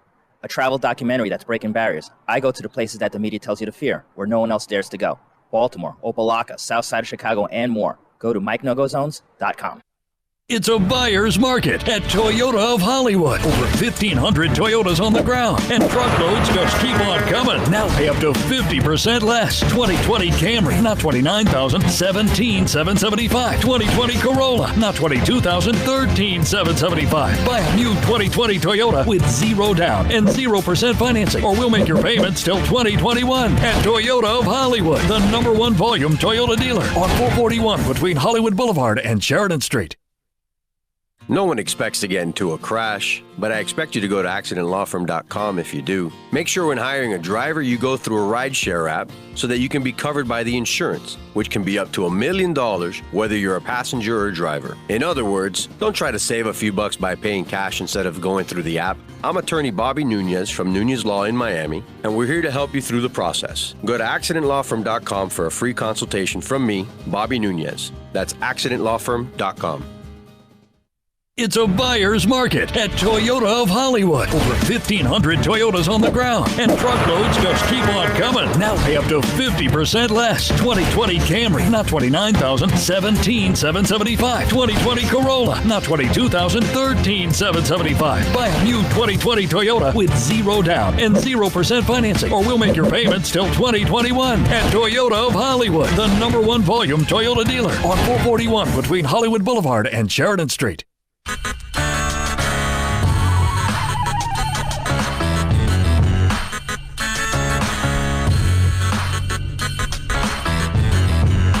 This is the Big O Show. This is the Big O Show. This is the Big O Show.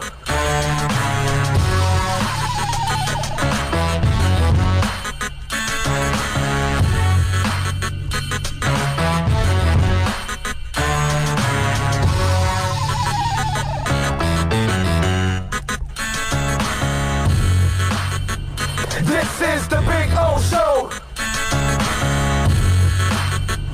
This is the Big O Show. All righty, we're rocking, baby, from Craig Zinn's Acura Pembroke Pines. It's a beautiful thing.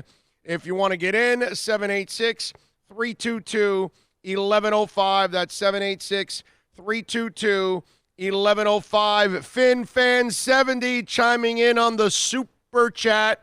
He says, just an old Dolphin fan having fun.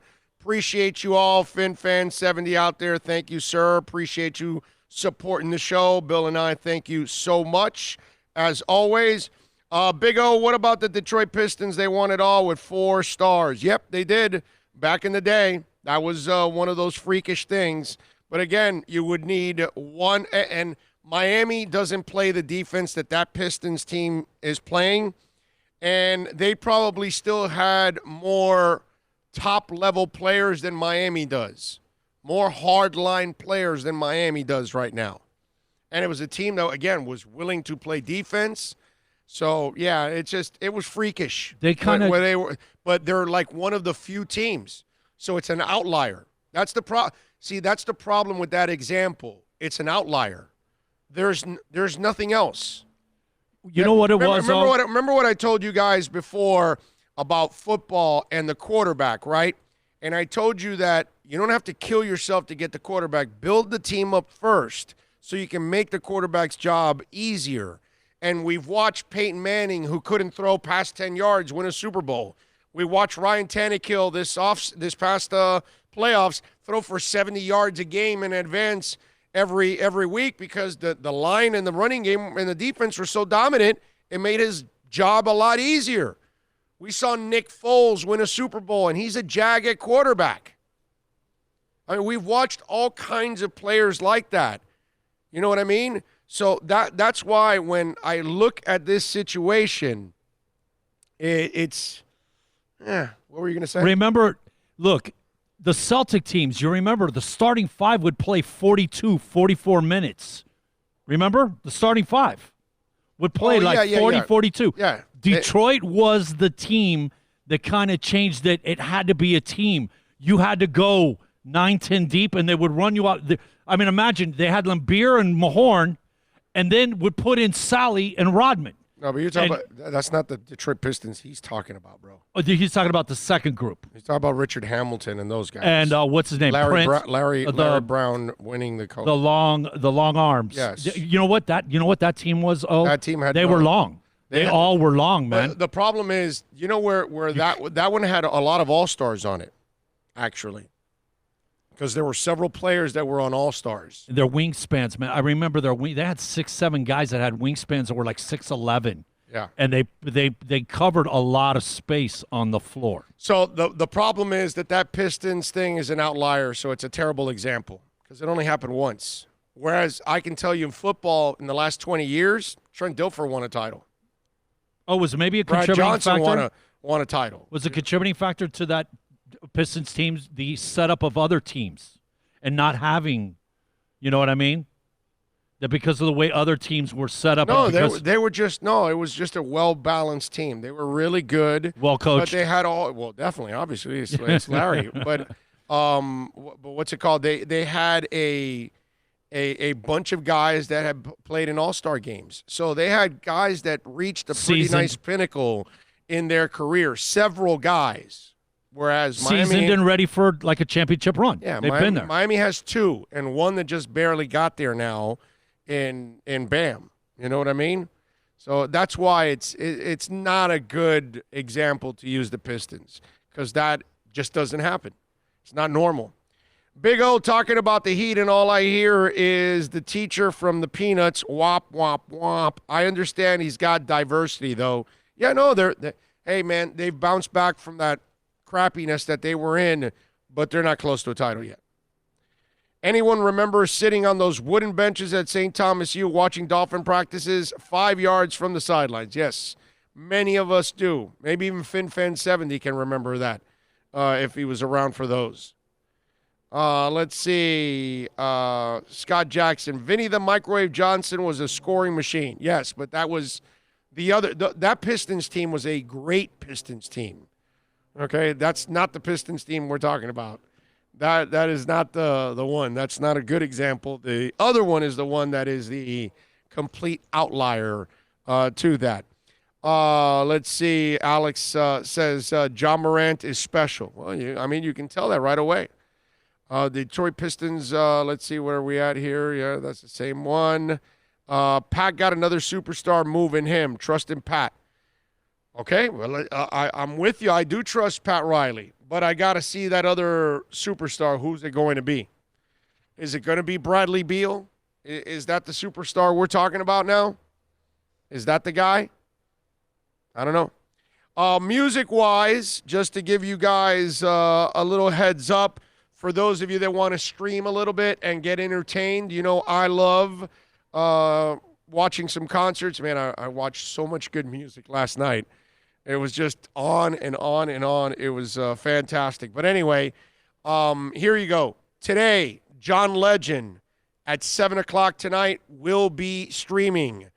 On Sunday, John Mayer will be streaming at 10 p.m. Eastern. Yesterday, by the way, Sting and Janelle Monáe were not together, but they were streaming on their own. And I got to tell you, that's one, especially with Monáe. 'Cause I've seen Sting many times. I saw Monáe once. That is one entertaining lady. Aloe Black is on tonight streaming at 8 o'clock. I will be watching that. I'm a huge Aloe Black fan. The only thing that pisses me off is I love Alanis Morissette, and she's on tonight at 8 o'clock. Okay? I actually watched a couple of Morissette performances on the Howard Stern show, and she sounded so good there, man. She's awesome. Tonight, if you like War on Drugs, or Kurt Vile on it's Kurt when Kurt Vile left the War on Drugs. It's called Kurt Vile and the I'm forgetting what it is. I forgot what he called his band. But anyway, Kurt Vile is on tonight at 8 o'clock. The question is, will he face the camera? Because he has a tendency when he's on stage to turn his back to you. You know what I mean? If you've seen... I've seen Kurt Vile solo, and I've seen him with the War on Drugs, and I personally am a fan of his music, but he's kind of I don't know, it's almost like he's uncomfortable sometimes on stage. He's one of those people, you know what I mean? What's it called? So you got some of those things. Joe Satriani will be streaming on Monday. Yeah. So I know you're a Satriani guy. Oh, man. So if you want to catch Satriani, you can catch him on Monday. I can honestly say that I've never heard a bad song from that guy. No, I mean, if you love guitar work, why would you? He is amazing. The engineering, the way he cuts everything up, goes in the studio with the plan, everything's numbered and set, and he's amazing. Yeah. I do know this. On Reels, I think Sunday night, 8 o'clock, it's the premiere of the Breaking of the Band for the Police. Okay. On Sunday night on Reels. Okay. That's that should be pretty good. You can catch a lot of that stuff also on YouTube, biographies and things like that. One more music story before I get back to sports. And Dave Grohl talked about his disappointing final exchange with David Bowie. I'm going to read this to you, okay? First of all, I got to tell you something.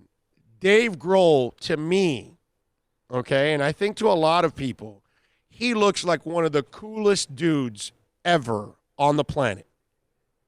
Dave Grohl looks to me like the kind of guy you want to hang out with, have a beer, whatever it is, shoot the crap, talk sports, talk music. Just, to me, he seems like a guy that I think he's probably easier to get along with than most people. You know what I mean? That's the kind of personality I get off from.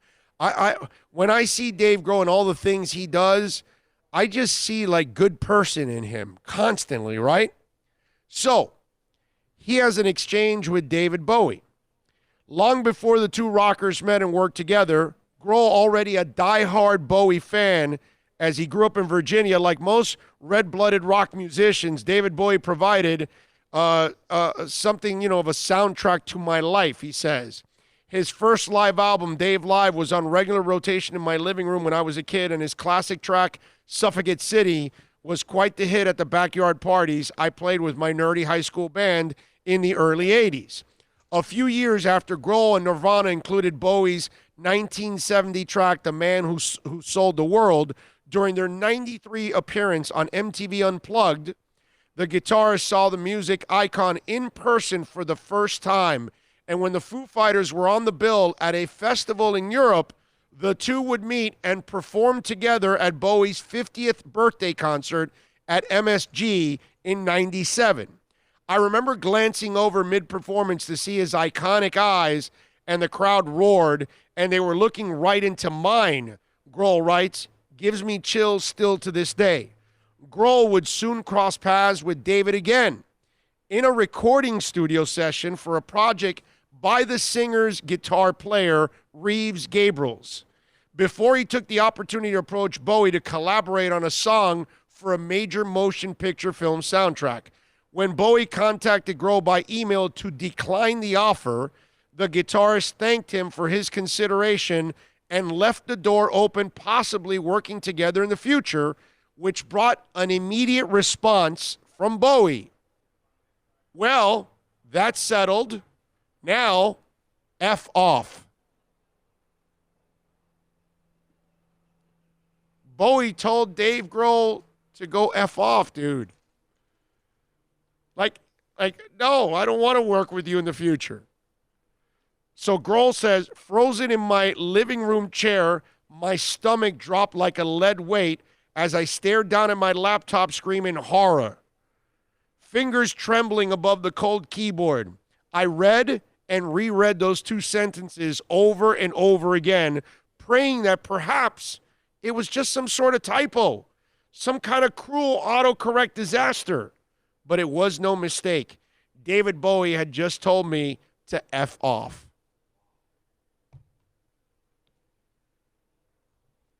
Wow. I just have like that like, and I love Bowie.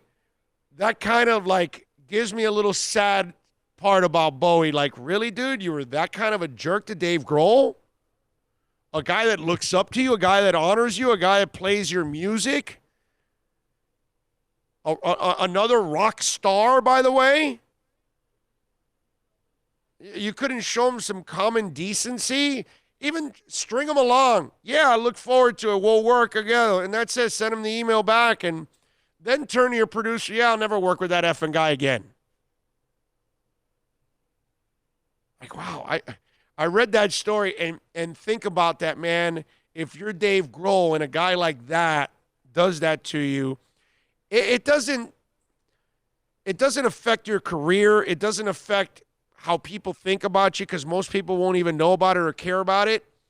But personally for you, like somebody you looked up to, that's got to be so cold and cruel, man. Right now, there's a little tarnish. Yeah. You know, there's like, man, how could you dish Dave Grohl? He's done so many cool things for music, trying to help local music. People. You know, yeah. He's just a good human being, he gives bro. And he cares. Just, I mean, Dave Grohl is one of the most likable. He just seems to me like one of the most likable people I've ever seen in the music industry. Like, that's one of those guys that I don't know him from Adam, okay? But I would go out on a limb and say, that's a good dude, bro. That guy, I can count on him to be a pretty good person overall. You know? Just weird that something like that would happen. And to me, I look at that and I say, you know what, Bowie, that was, man, that's not cool on your part. Duck Dog says, wow, heartbreaking about Bowie. Love the Foos. This is why they say you shouldn't meet your idols. You know, that people have, that is a saying because you will get disappointed. You're right about that. Let's see, what else do we have? Why are Rosen and Balaj still on the roster? Well, because they haven't traded them yet. Haven't you learned yet, Pellegrino? They can trade. Let me tell you something, Mike Pellegrino. Okay? Chris Greer can get a 7th round for your ass, too. Let's see. Luther Parker. Big O, about time the Finns got rid of Charles Harris. What's your take on why Albert Wilson's still on the roster considering the nice cap savings? Because they don't have to pay it till the season starts. Wait till you find out that all your other receivers are healthy, then you can let them go at the end of the training camp. But if other guys get injured, you may need Albert Wilson. So maybe he's only around for insurance purposes. But now, it is a risk with his salary because he could get injured during training camp. Big O, we finally got rid of Charles Harris, and we got a 7th-round pick, which is good. We should have gotten a cup of water for him. I will still be happy. Let's see. Scott Jackson says, Grohl seems like a laid-back dude, kind of like Brad Pitt. Ricardo Rodriguez, Steve Perry journey was best journey. I don't think anybody's telling you that Pineda's the best journey, right? I think they tell you Pineda's a good fill-in, a great fill-in, but not better than I don't know who's arguing with you on that one there, Ricardo, but I would suggest you do not argue with that person anymore because really, if you're arguing, how can you make any sense of that argument? The only thing about Steve Perry, I have to say, after seeing some documentaries and stuff on it, he was kind of like the way he tried to run roughshod over everybody and push people out. He was the reason that band fell apart. Yeah. But again, still, that is the reason. Voice is. Yeah, he is the reason why they were great. Went also to that stratosphere, no doubt. Yeah.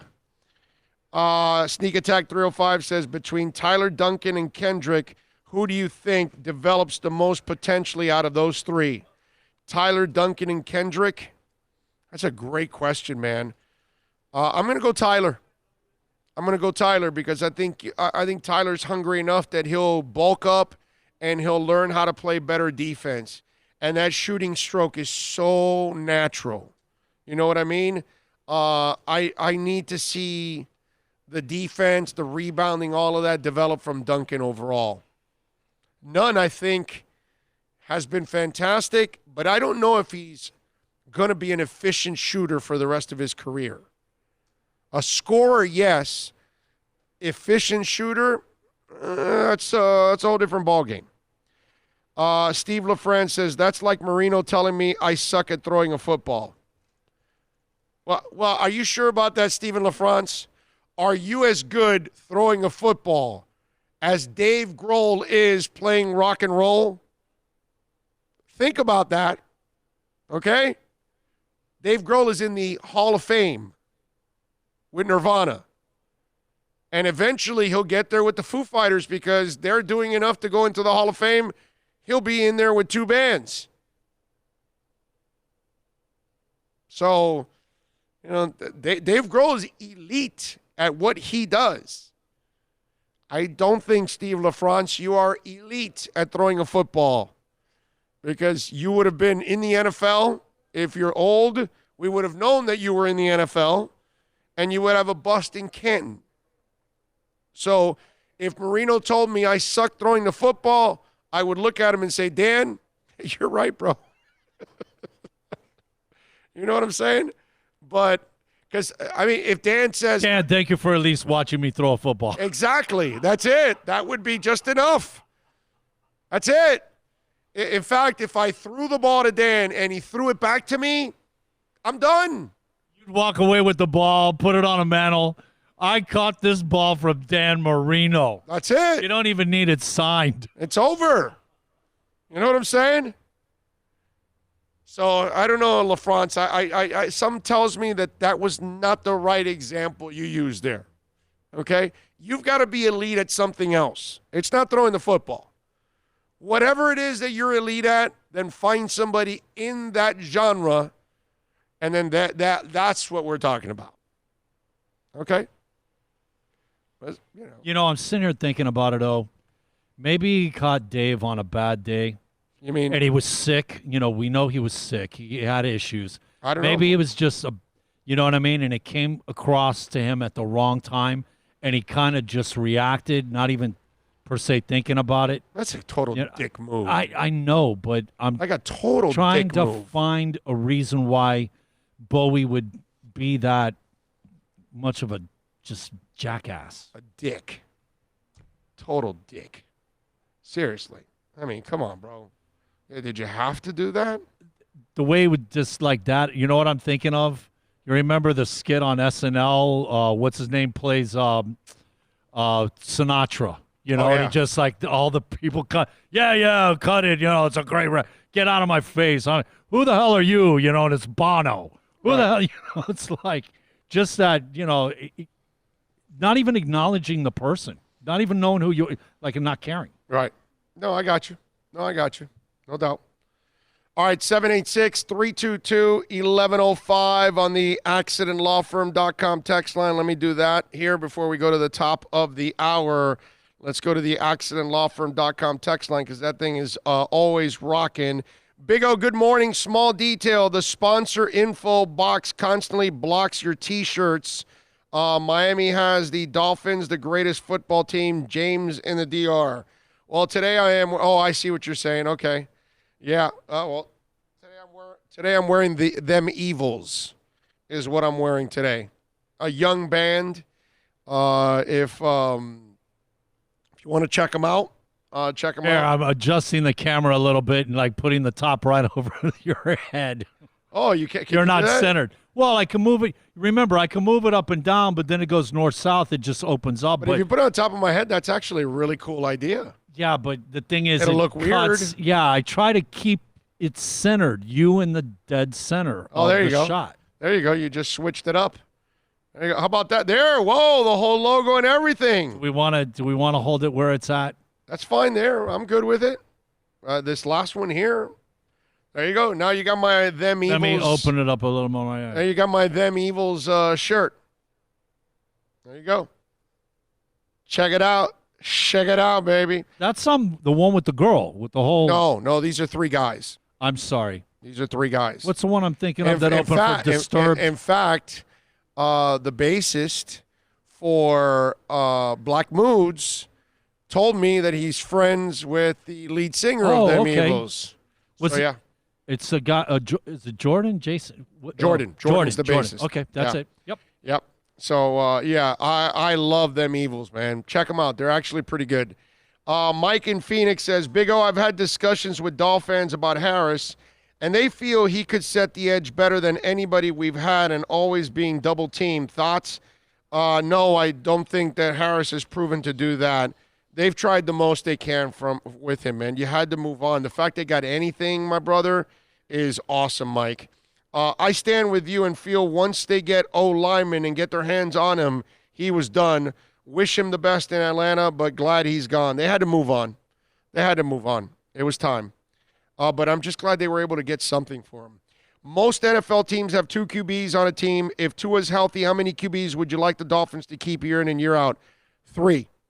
Until you have a franchise, then you get to 2. But until that franchise is proven, I'd stay with 3.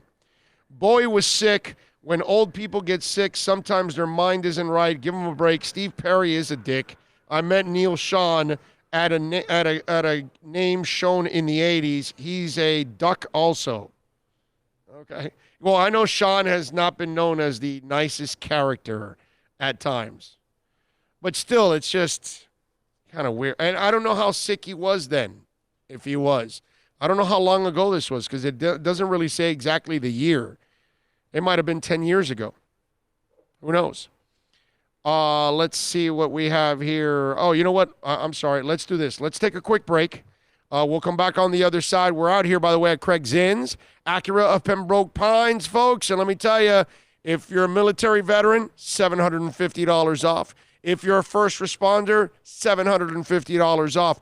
If you're a graduate, $500 off. Think about that. So if you're a nursing graduate that served our country, you can get $2,000 off. It's amazing. They've also got the Acura loyalty program. If you've bought or leased a vehicle in the past and you own it right now, you own an Acura vehicle in the home, buying or leasing, and you're looking to buy or lease another, you can get $500 up to $2,000 off. We got some great deals. Come on down to 15601 Pines Boulevard, just off of I-75 in Pines. Make sure you tell them that Big O sent you. I promise they will take care of you at Craig Zinn's, Acura of Pembroke Pines. When we start off hour number 3, there are 2 stories that are going out there in football and in sports, okay? And both are bogus. All right, I'm gonna squash both of them to start off hour number 3. That's next. We got the super chat going on the YouTube. You can chime in on the chat board. You can chime in on the accidentlawfirm.com text line 786-322-1105. Twitter, Big O Show. Back with more right here on the Big O Show. It's a buyer's market at Toyota of Hollywood. Over 1,500 Toyotas on the ground, and truckloads just keep on coming. Now pay up to 50% less. 2020 Camry, not $29,000, $17,775. 2020 Corolla, not $22,000, $13,775. Buy a new 2020 Toyota with 0 down and 0% financing, or we'll make your payments till 2021 at Toyota of Hollywood, the #1 volume Toyota dealer on 441 between Hollywood Boulevard and Sheridan Street. Are you tired of watching the same old travel videos on the internet? Well, then check out MikeNoGoZones.com, a travel documentary that's breaking barriers. I go to the places that the media tells you to fear, where no one else dares to go. Baltimore, Opelika, South Side of Chicago, and more. Go to MikeNoGoZones.com. No one expects to get into a crash, but I expect you to go to accidentlawfirm.com if you do. Make sure when hiring a driver, you go through a rideshare app so that you can be covered by the insurance, which can be up to $1 million whether you're a passenger or a driver. In other words, don't try to save a few bucks by paying cash instead of going through the app. I'm attorney Bobby Nunez from Nunez Law in Miami, and we're here to help you through the process. Go to accidentlawfirm.com for a free consultation from me, Bobby Nunez. That's accidentlawfirm.com. America's safest and best-selling compact luxury SUV is at Acura of Pembroke Pines, and this is how we do it. RDX, $339 a month at Acura of Pembroke Pines, the #1 volume Acura dealer.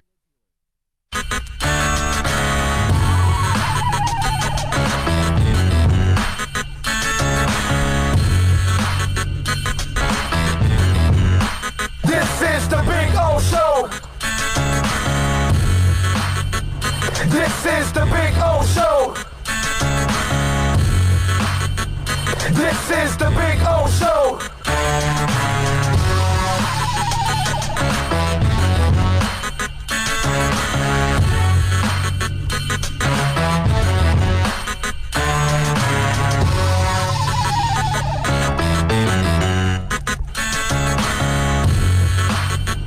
This is the Big O Show.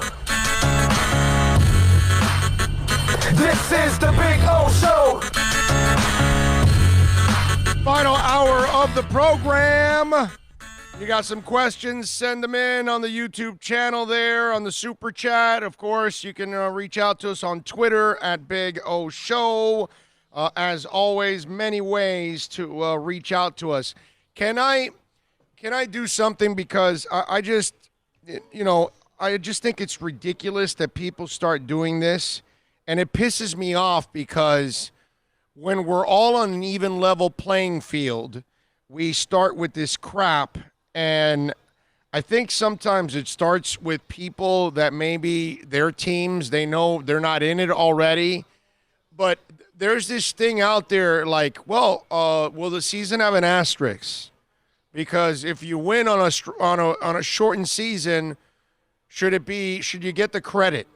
Like they're talking about an 80 or 100 game schedule in baseball because obviously the baseball season is getting chopped up like Pac-Man.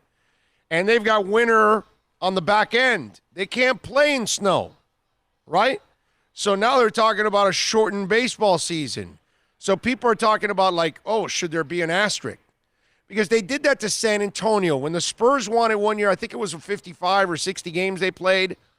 Oh, should there be an asterisk? Well, wait a minute. Didn't the whole league play the same schedule? Yes. So they're the champion. There's no asterisk. And so whoever wins the World Series, bro, Yankees, Red Sox, Dodgers, Cubs, Marlins, whoever. I know the Marlins aren't winning, but you know what I'm saying. Who cares? You earned it. Everybody played 80 or 100 games or 120 games. Everybody had a chance to win their own division or whatever they break it down to. If they do it into the 3 conferences that they're talking about, whatever crazy-ass idea. Last time I checked, everybody had the same rules. Nobody had an advantage. I don't know where this lazy take comes from. But then again, there are lazy takes all the time in sports. And it happens over and over and over again. It's funny, I see on the chat. Especially even now with no sports, like, right? Yeah. It's even more prevalent than normal. Who cares? If you're a baseball team and you won the World Series this year, you're the World Series champ. I don't hold it against the Redskins. One of their championships was in a strike-shortened season. The Dolphins lost that Super Bowl. They had every chance to win that Super Bowl, and they couldn't. And I would be just as proud of that Super Bowl win as I would be of anything in the 70s. It's a Super Bowl win, dude. That Camper sliding underneath the tip pass and Joe Theismann knocking the ball out. We would have the ball inside the 10. Yep. That was the play of that, and obviously the 4th and 1. Camper hasn't recovered from that play. It's understandable, man. He still gets mad when people mention it. I'm sure. You know? So, yeah. I mean, it's funny to me how people just all of a sudden they're ready that they don't want to give somebody any kind of credit for their accomplishments. Everybody had to deal with a shortened off season. Everybody had to deal with COVID. And now in baseball, if you play 108 games or 120 or 88 or 98, who cares? Everybody's played the same amount of games. I don't know where people get this idea like all of a sudden let's not give them credit for a real season. Why not?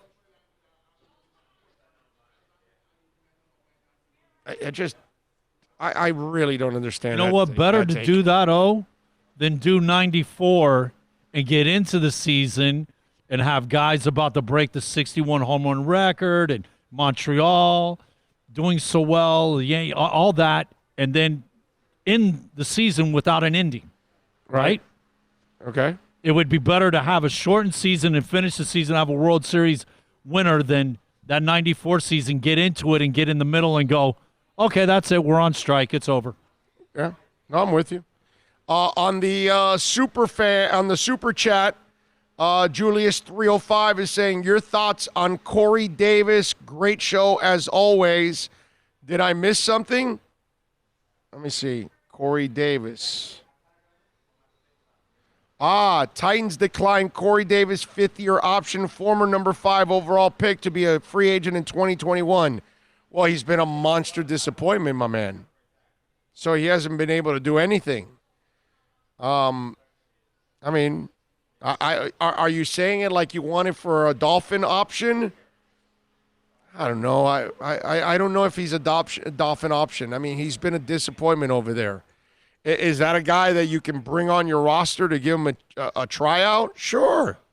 If by next year they don't have a loaded wide receiving core and they're not comfortable, then yeah, they can add him. But I don't think that Corey Davis is anything that, oh my God, we got to have him. I know he's a speedster, but he has yet to really put it together. So to me, it's not a big deal. Let's see what it says here. Pelissero says that Davis, who's entering his final year of his 4-year, $25 million rookie contract, would have made $15.6 million in 2021 had the Titans picked up his option.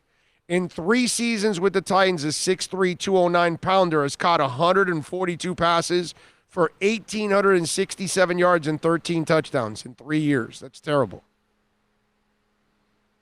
Last year, 166 yards and 3 touchdowns. It's just he's been a severe disappointment, my man. I get it that what is somebody else's trash, you try to make him your treasure and all of that. But at one point or another, Corey Davis has to pick it up on his own. You know, and that just hasn't happened from day one. So I'm really not surprised that they're not picking up his option. That makes a lot of sense. But is it an option for the Miami Dolphins? Nah, not really. It's not that important right now. They could get better in free agency or draft. So, yeah, no, I'd rather take chances on young guys that haven't had the opportunity, and let's find out, you know, like the 7th-round pick this year. Like, I want to bring back Preston Williams and continue his development. I'm more excited about that, actually.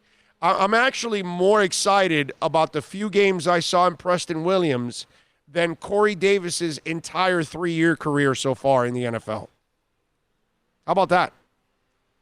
Actually, 4 years, I'm sorry, because this will be his 4th year. So yeah, no, I'm not a Corey Davis guy. I don't think that we should worry about him. So I thank you, sir, of course, for the super chat, but Corey Davis, not a thought.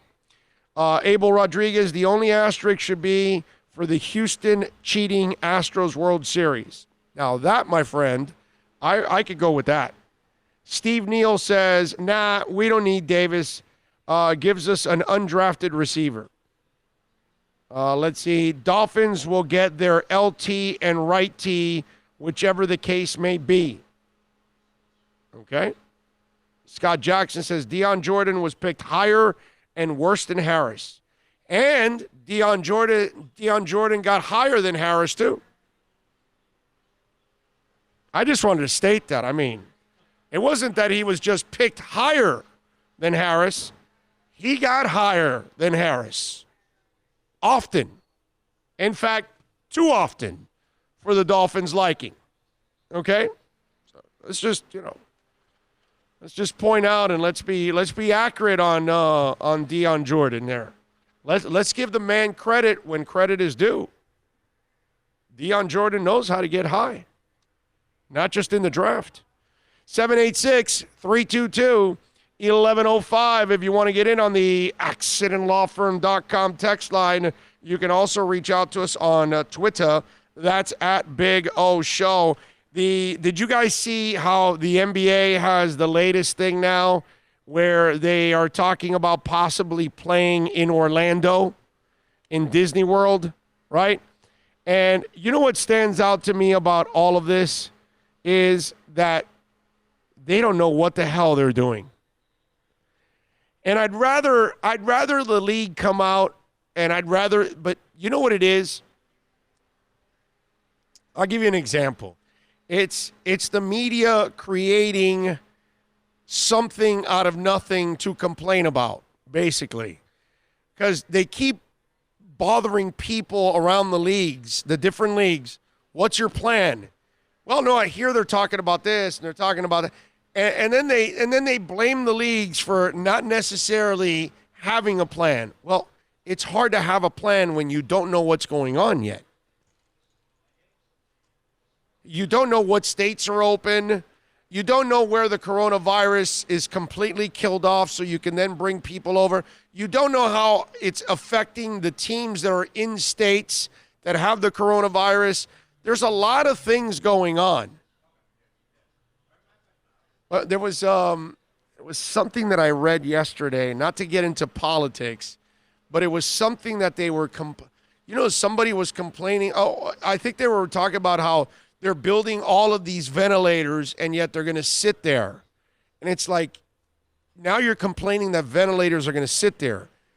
Moron, they're supposed to sit there just in case we get another pandemic that we really need them. We are prepared, like we were unprepared for this the last time, like we were unprepared for Hurricane Katrina in New Orleans because we never fixed the levees, and we knew that they would be killers. Just like we weren't prepared for 9/11. Just like we, here in South Florida, we weren't prepared for Andrew. After Andrew destroyed all of Homestead, hey, maybe we should build Florida homes at a higher code because of hurricane. Oh, really? So now you thought of that. Oh, okay. That's what we do in this country. You know, all of you out there can spin all the politics and it's Democrats' fault and it's Republicans. They're both idiots. Both sides don't know what the hell they're doing. But it's something to complain about to complain. Like, seriously, I read where, well, we're spending all this money on the ventilators that they don't need, and they're just going to sit there. And yeah, that's the idea, dumbass. So why are you complaining about that? God forbid we would ever have another pandemic and we get a lot of people sick and they need to be on ventilators. Well, hell, we need the ventilators.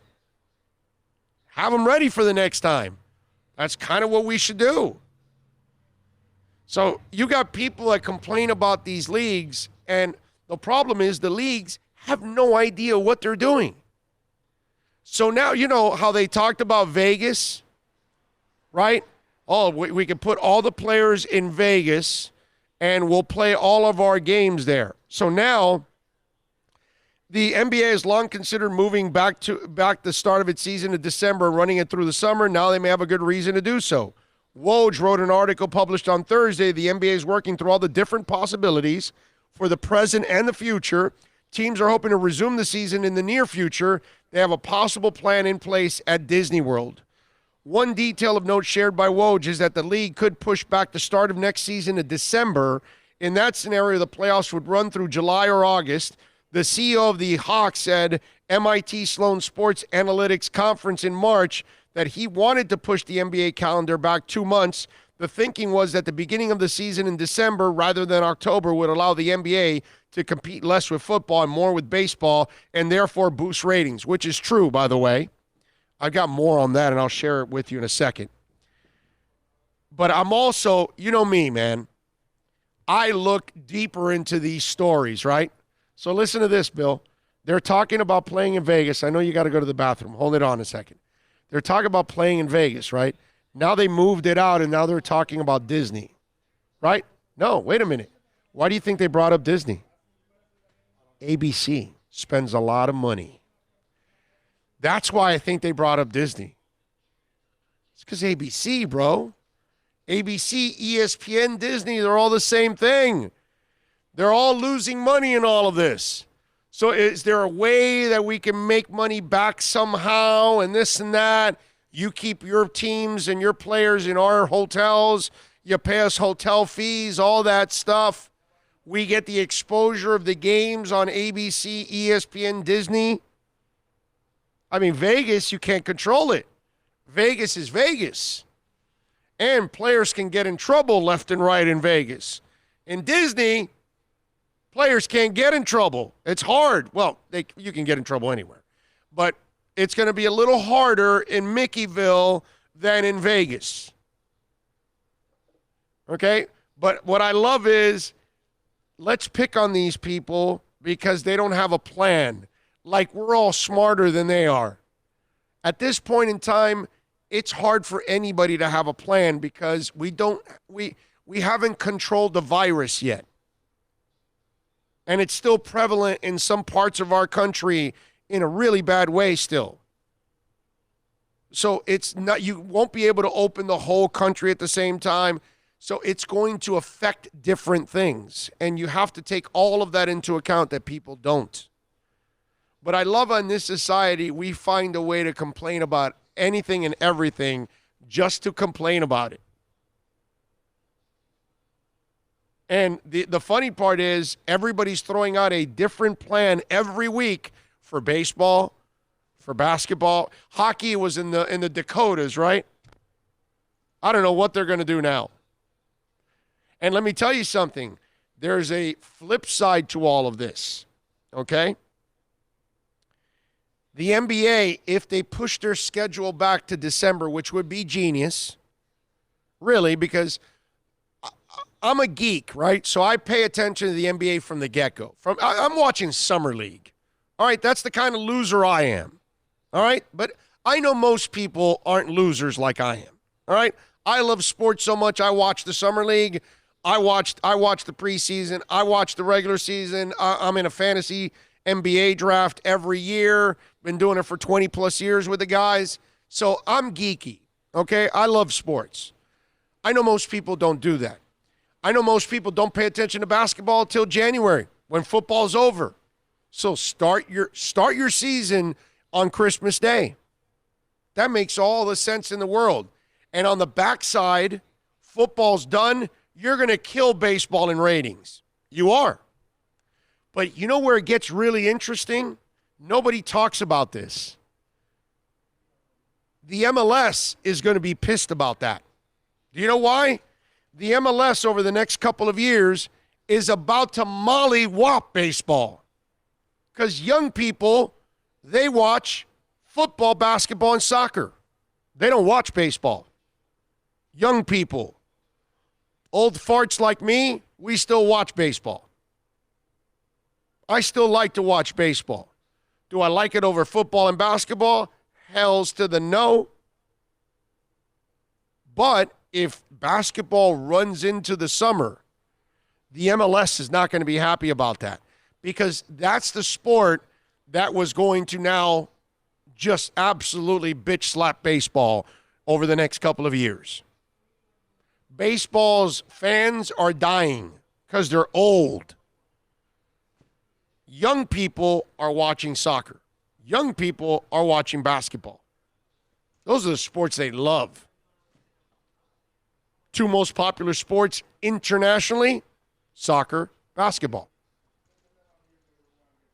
So it's not so much that baseball is going to hate it.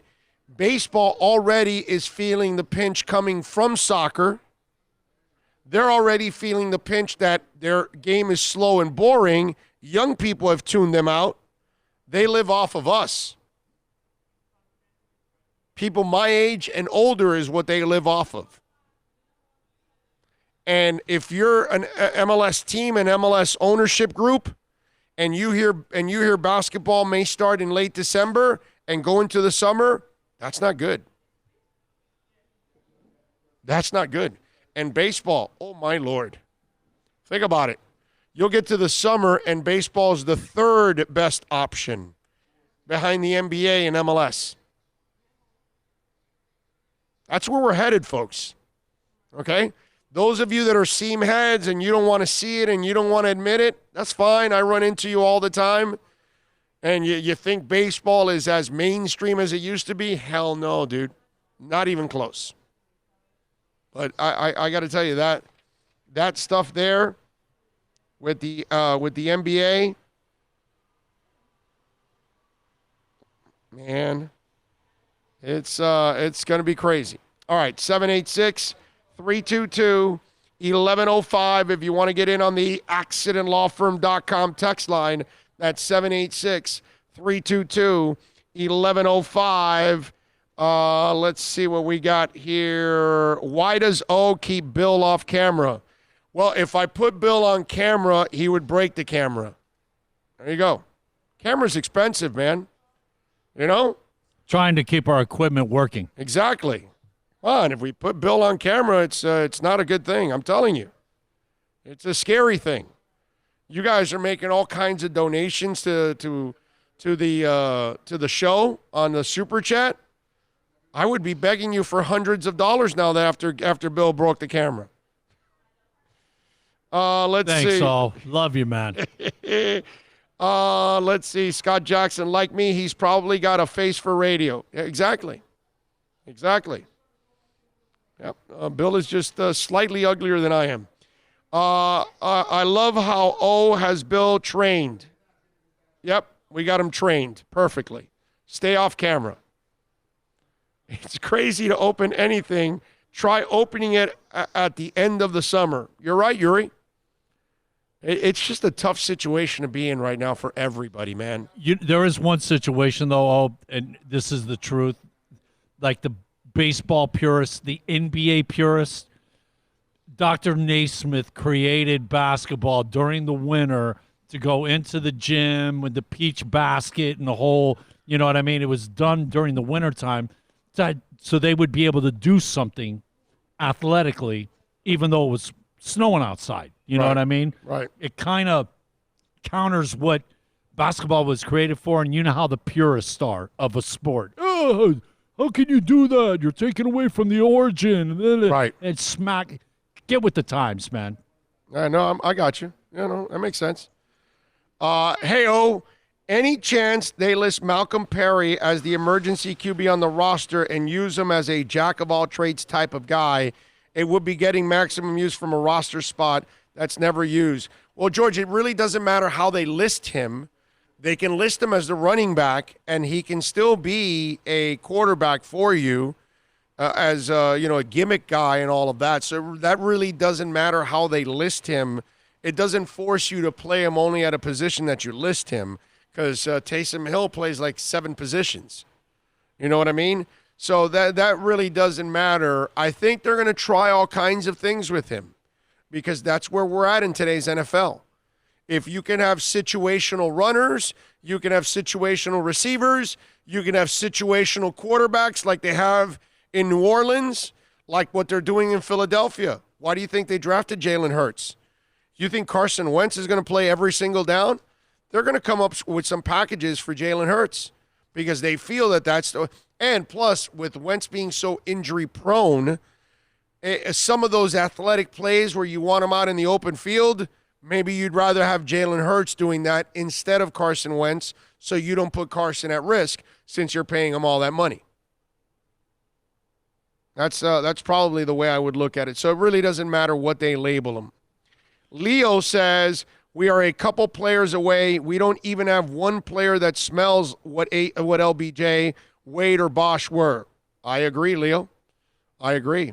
You're about 2 hours behind on the conversation, but I totally agree with you on the conversation we were having a while back. You are correct, sir. Along the Jalen Hurts line, don't anticipate him being a great quarterback or anything like that, but I hope he is. He's a really good kid. Oh, he's an all phenomenal the adversity that he went through. Handled it way better than I did. Losing his job and this and then coming back. I mean, the kid's been through a lot, and he's so professional. He's a stud. So good. He's Such a good kid, man. He's a stud. Kid's an absolute stud, man. He acted like a 10-year pro. Do you know anybody that would have handled all of that?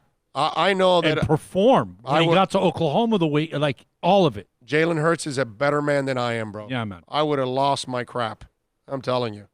David Prideman says, fans will not be as complacent about avoiding live events because high-def TV experience is better. People have had enough of TV at home after COVID lockdown in 2020. David, you are correct as long as they let you back in. You know what I mean? So, because sports will start without you guys. That's the way it's going to be. So until they bring you back, you're not going to be allowed in to enjoy those sports. You are right. People are going to want to go back, but there's going to be a lot of people that are not going to go back to sporting events until there's some kind of a cure or something, or, some kind of vaccine. Hey, Big O, confess. Do you think Salguero leaked the Herbert rumors for the Dolphins in exchange for scoops? Do you notice Omar Kelly never breaks any Dolphin stories, always Armando? No, I don't think so. No, I don't think so. Armando's been getting stories all the time, man. Joe Brito, let's get Leonard Fournette. Big O, what are your thoughts? I want no part of Leonard Fournette. Do you know that he is late constantly to meetings, has fragile ankles, and he wants a big contract? And you got to trade for him, so you got to give up a pick or picks and a contract? Hell no.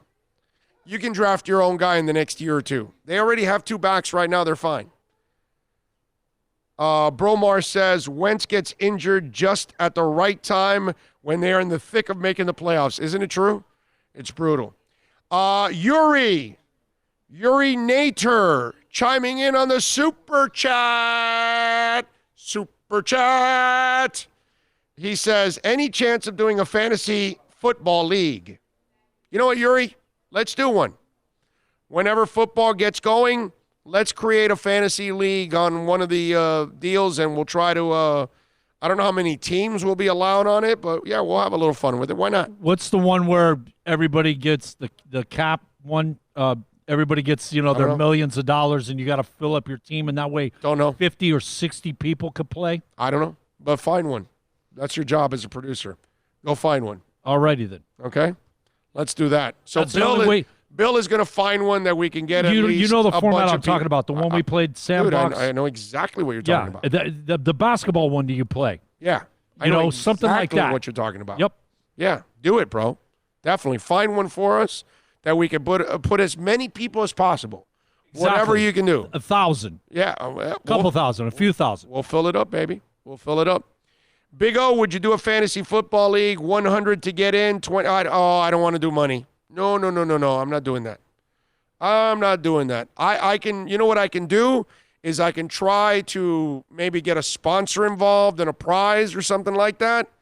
But outside of that, no. I don't want to do the money, bro. Don't want to do that. Then there are decisions to be made in fantasy leagues throughout the year, trades, things happen that are controversial. I don't want any part of that. So I love Bill's idea. The salary cap one where we can get a lot of people in.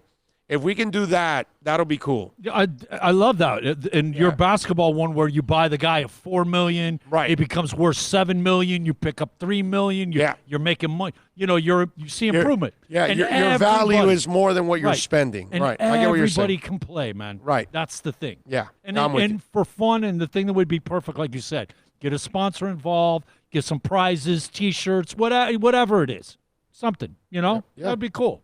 Yeah, I'm with you. I would love to see that, man. That to me would be fantastic if we can do it that way and get everybody involved. You know who we'll talk to? Who? Our friends from Yahoo Sports, brother. Yes, definitely. Myron Sanchez chiming in on the super chat.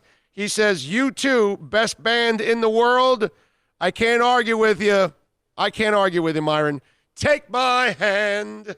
You know I'll be there if you can. I had no idea that Myron was so smart. Yes, Myron's he really knows what he's talking about in well, music. I mean, his nickname on the chat boards is U2 fan. So that's all you need to know right there. He is a monster U2 fan. I've run into Myron in concerts. He's been at our events, all kinds of stuff. A longtime supporter of our show, multiple stations, all of that. So Myron, the one thing that we've got left is I need to see them sing "Drowning Man" live. Okay, all right. When I see that, like when we got the Fix recently, they did "Opinions," which is my favorite Fix song of all time. We were the only ones singing the song, and Sai messed us up. Yes. Everybody was laughing at us. Yes. Myron, thank you, sir. I appreciate you chiming in on the super chat. Does Myron know that there is that one where they're doing the sound check outside of a stadium in South America? You hear it. I haven't had the conversation with Myron on Myron. What is your favorite U2 song? And he may like Drowning Man. It may not be important, but there is a recording of Drowning Man where they were a group is standing outside the stadium, like out in the street, during sound just hanging out, and it's a sound check, exactly. Yeah. And you could hear Drowning Man being played. Yes. By the way, that is damn it. I can't believe I'm forgetting his name. The bassist, what's his name? Adam? Yes. Adam Clayton? No, that's the drummer, isn't it? Mullen. Yes, Sorry. Larry Mullen Jr., that's his favorite song, Opinions. Really? Yes. That's his favorite song. So, Myron, you got to tell me what's your favorite U2 song. Okay? So, let me see did you put it up? Let me see, Myron, did you put it up? Where are you at? Big O have a pro pick'em league for the NFL this season. That would be fun. UG96 says Fox Sports may have one, Bill. So check out Fox Sports. They may have one. Bro, fantasy football for money is the best. You're right, Bromar, but I don't want to be involved in any fantasy football for money. Because, again, crap gets crazy, and I don't want to be making decisions with that stuff. Because of the league, we lost some friends. Yeah, sometimes. Some people don't even talk to them anymore because of what transpired. Yeah. Especially regarding, I can remember Priest Holmes. A Priest Holmes trade. Yes, and people got where they never talked again. Yeah, it's like one team makes a trade with another team that's kind of unfair, and then you can't block it or what. I don't want to be a part of that. I just don't. I can't do it. You know what I mean? It's gotta be something where it's fun for all of us, and no politics involved, no decisions or anything. A salary cap league is the best. Because you control your own destiny, bro. There's no judgment, human call. Nothing. You do it yourself, and that's it. That's it. Within the parameters are set up in the beginning of the season, and everybody's under the same rules, and there's no judgment. Manny says, anyone who thinks that the Dolphins media has the access of the past years is sadly mistaken. In years past, Tua's selection would have been all screwed up. You're right about that. They don't talk to the media. The media is not getting squat from them. Myron Sanchez says, I know. Oh, yes, I know. But Myron, where is it? Oh, Ultraviolet Light from Acton Baby. Okay, that's your favorite song. Nice. Great song. Great song. Scott Jackson says, Bullet the Blue Sky. David says, Reach the Beach. That's your favorite Fix song. That's a great song, man. Leon Fresco says, U2 is great, but when you watch Dave Matthews in person, he is like Peyton Manning of musicians calling plays and audibleizing at the line of scrimmage. Yeah, no, well, they're a jam band, Leo. That's different. It's kind of like Pearl Jam. When you go see them, you won't see the same concert. Where U2, they have everything choreographed. And in their last tour, they had a stage moment where they would play like 4 songs and it was just lights. They changed up 1 or 2 songs in that moment there, but the rest was all choreographed. When you go see Iron Maiden, everything's choreographed, so it's the same set every night.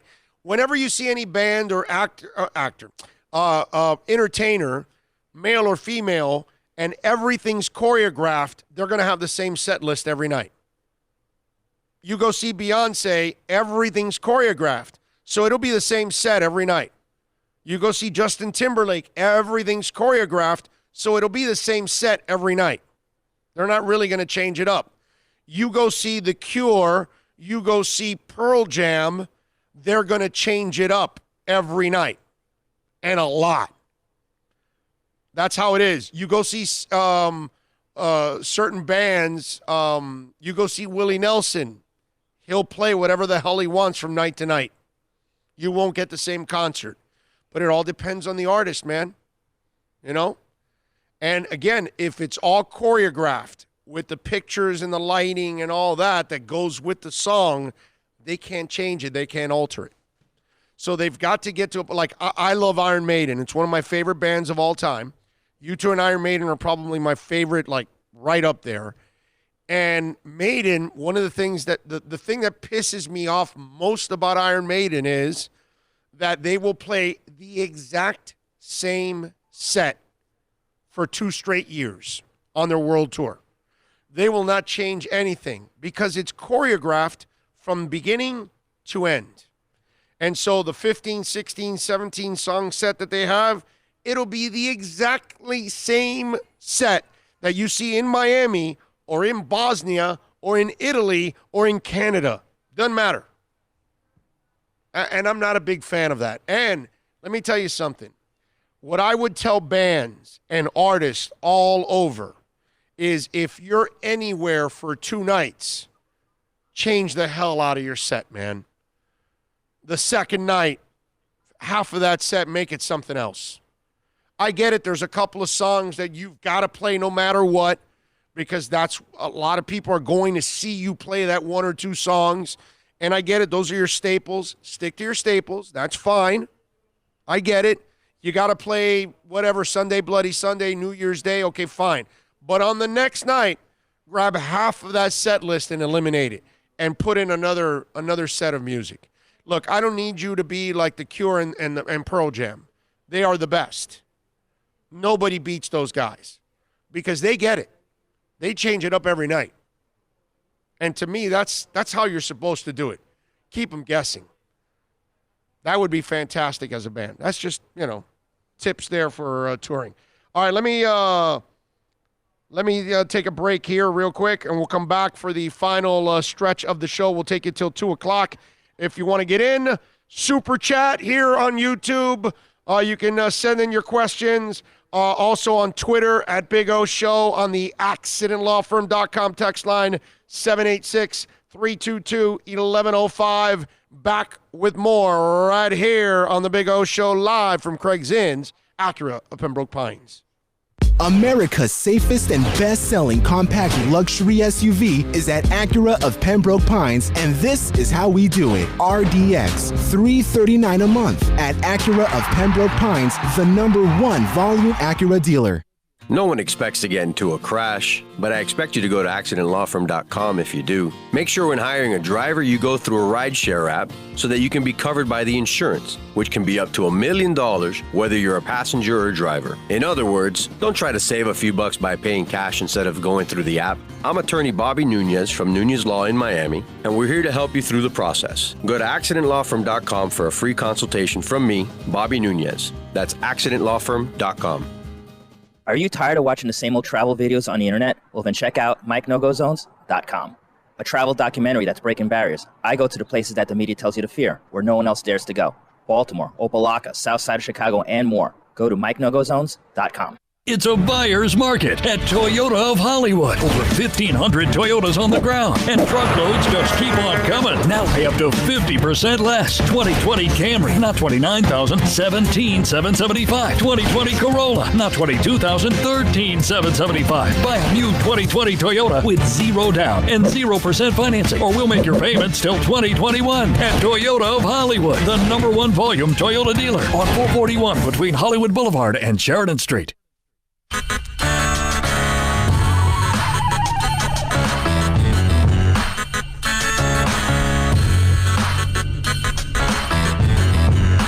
This is the Big O Show. This is the Big O Show. This is the Big O Show.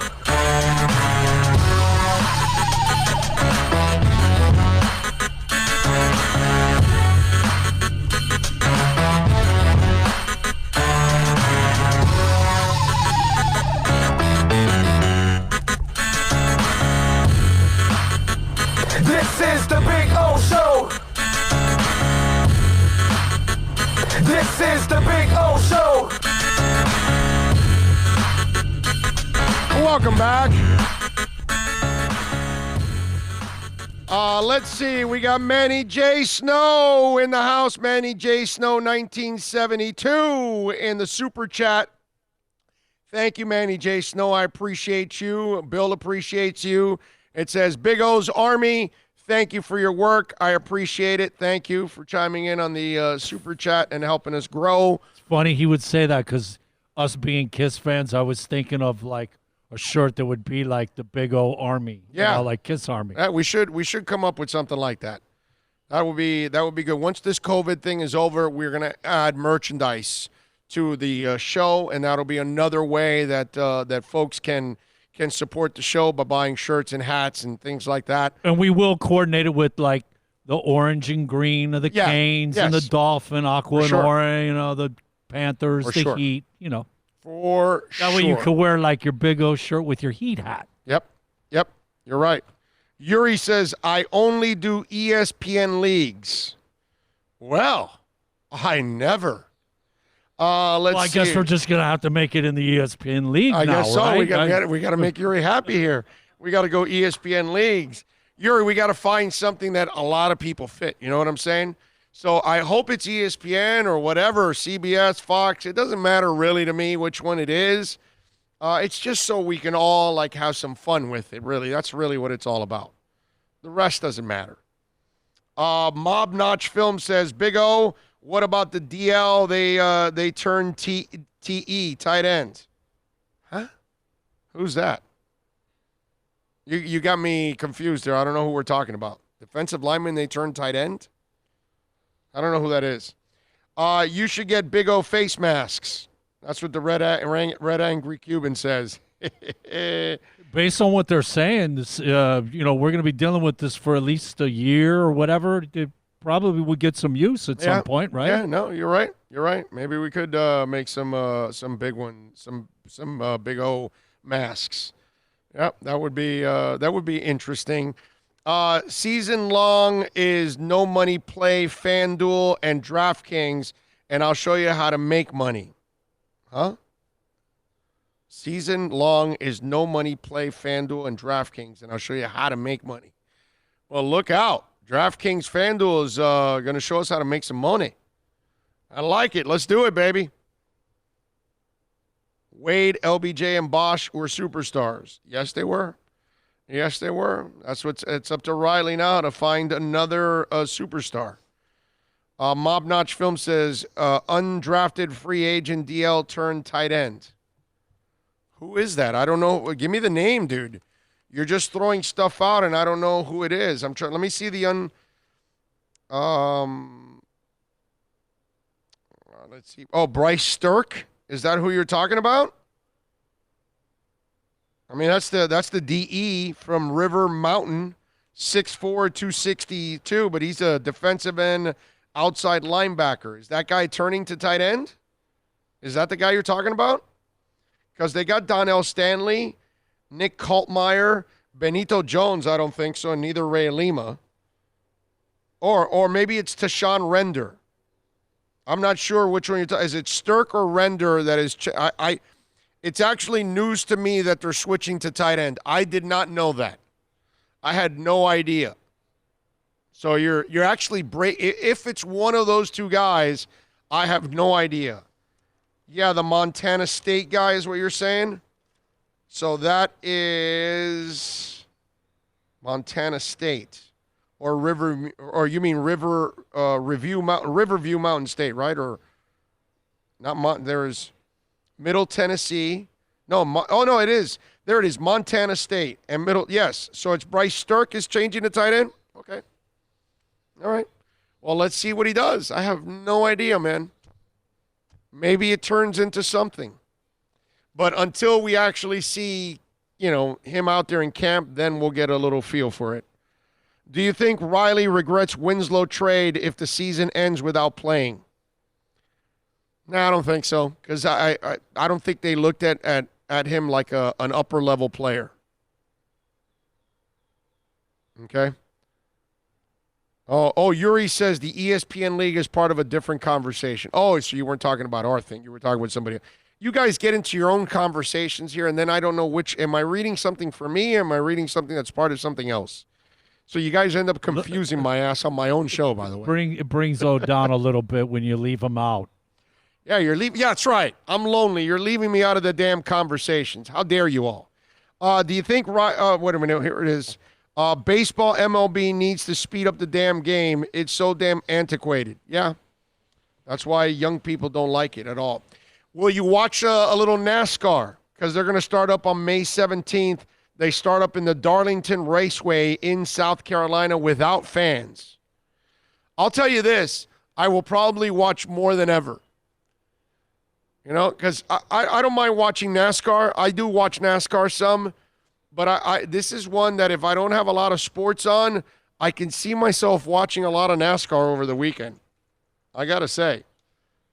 That is going to be interesting to have at least something on that is legitimate, something that we could actually, I don't even know if you want to call root, because I don't know how many people have, favorite race car drivers, but it'll be something that's needed because we're all hurting in a big time way when it comes to this.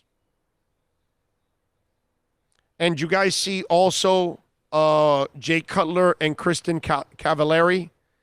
They are now, she wants $5 million to buy a mansion, and Jay Cutler wants her to get a job. It's too funny.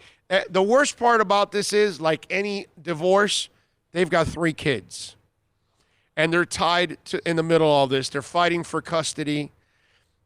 She signed a prenup, all of this, so now she wants the prenup to get obliterated. Okay. You married a reality star. The reality is she's out for money, okay? Because the reality star gets on TV because she is starstruck.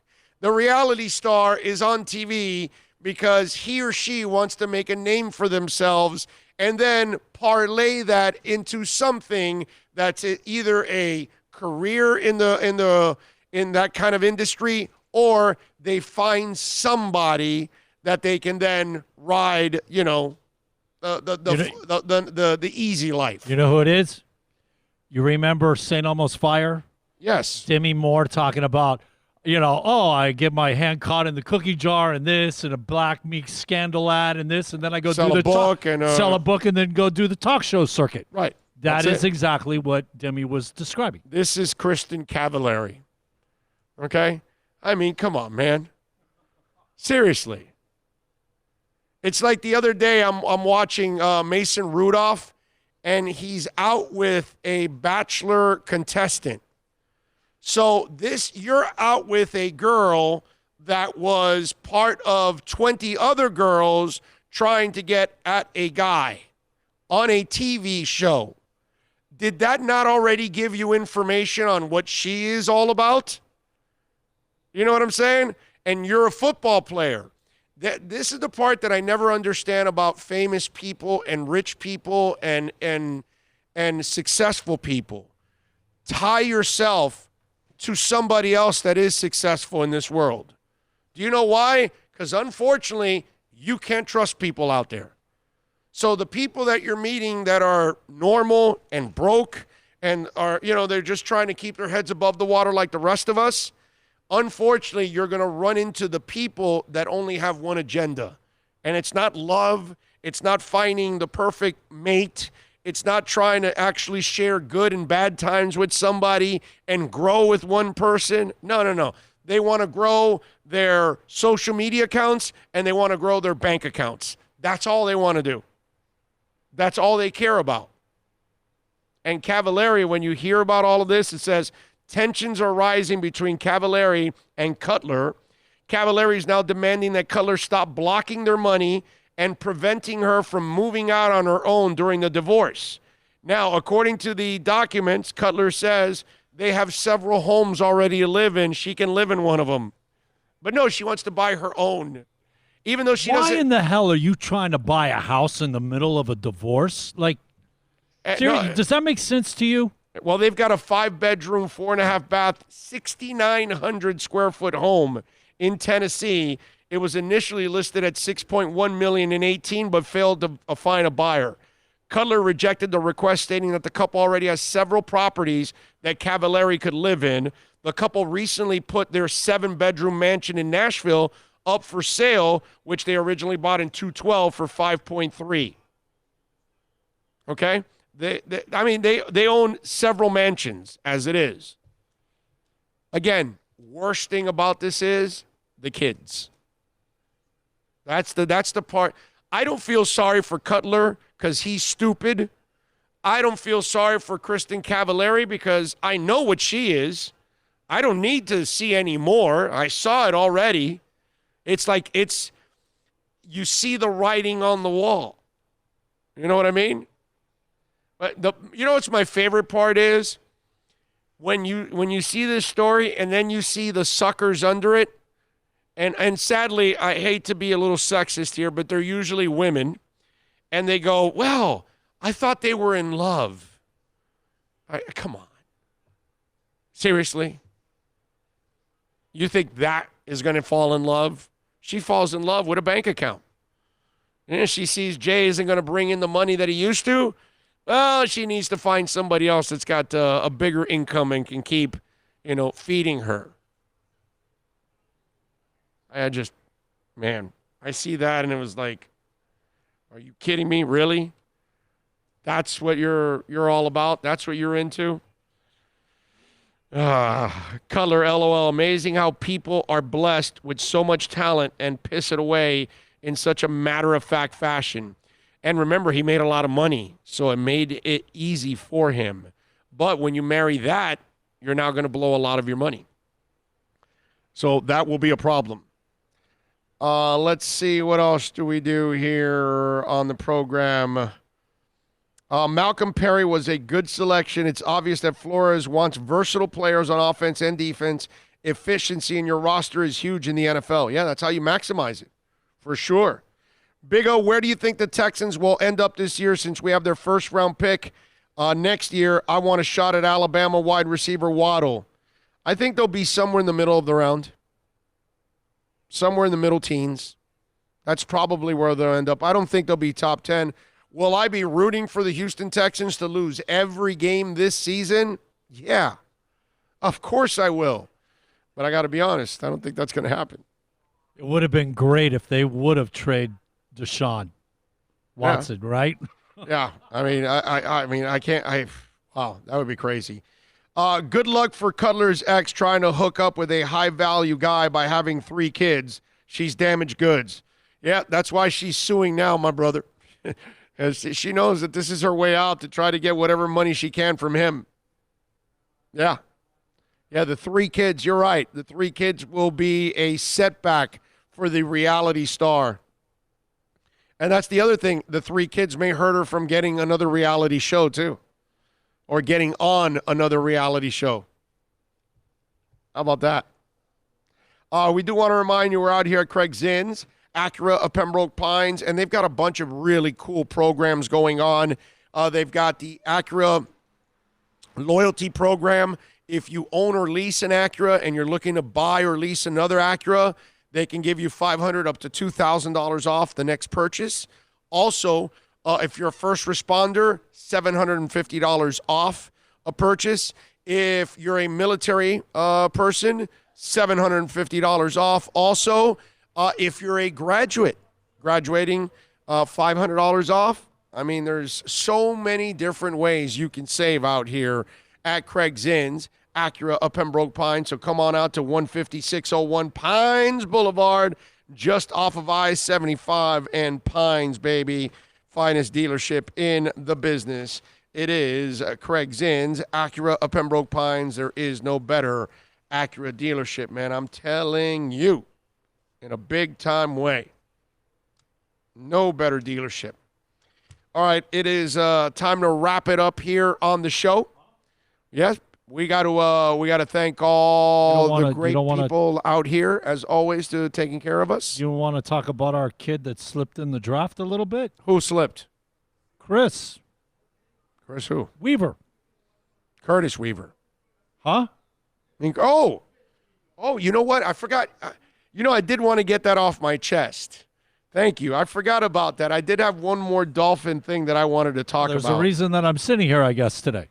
Yes, good call by you, sir. I forgot about that I wanted to talk about this because Curtis Weaver from the Dolphins yesterday had a press conference, and he was talking with the media members, right? And as you all know, Curtis Weaver dropped to the 5th round out of Boise State. And this is a kid that's got a ton of athletic ability. And a lot of people feel that he should have gone higher in the draft and that he's going to end up becoming one of the steals in this draft, which, hey, man, I think we're all hoping he's a steal, right? I hope every one of our guys hit on all 10 of the undrafted rookies. All right, yeah. Yesterday I had one of our listeners say, so if you had to pick 2 guys you think are going to fail, who's it going to be? I was like, I'm not going to do that now, bro. I don't want to pick 2 guys that are going to fail. Let's wait, and then if we see they're not good, then, like when we look at Dale Talon 10 years later, failure. He's not good. Let's move on. That kind of stuff. Let's give him a chance here, and then we'll tell you, okay, you know what? It doesn't look like this pick or that pick's going to work out. That kind of stuff. Then we can get into it. Look, they had, 1, 2, 3, 4, 5, 6, 7, 8, 9, 10, 11 draft picks. There's going to be a couple failures there. I mean, if Chris Greer hits on all 11, so he becomes the greatest GM of all time. It's never going to happen. I would love for them to hit on all 11 because that's like getting a starting side on any part of the field when you get 11. But, there's going to be some swings and misses. Let's wait till we see some of these guys. And then when I see more of Brandon Jones or Curtis Weaver, or Blake Ferguson or Austin Jackson or Tua, then we'll be able to figure that stuff out. So Weaver, right? Weaver was not happy about getting drafted in the 5th round. Let's hear from Boise State's Curtis Weaver in yesterday's draft when asked about his draft status. Curtis, entering the draft, where were you hearing you might be drafted? What rounds did you think you were most likely to go? I believe my projection was like 1 to 3. Okay. It was short and sweet. He didn't want to keep it at all anywhere. He stayed like that. That was Joe Shad, by the way, from the Palm Beach Post, asking that question.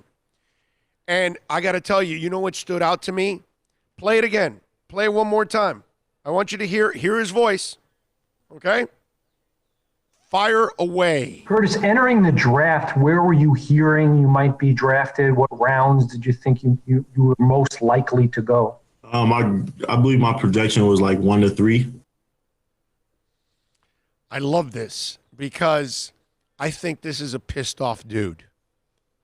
I think we got a guy that's going to walk in with a Zach Thomas, just a King Kong on his shoulders. Because the saying is always you got a monkey on your back, right? And that you got to get that monkey off, right? It's King Kong. And so I love this.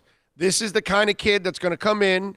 He's going to be motivated. And he's going to say, well, wait a minute. And he probably sees the other guys that got drafted ahead of him and knows what they were doing. Because one thing about football players or athletes, period, NBA, you name it, they know exactly what the other guy's doing on the other teams, the other draft picks. They know exactly what they're making. They know exactly where they went in the draft. They know exactly the teams that took them.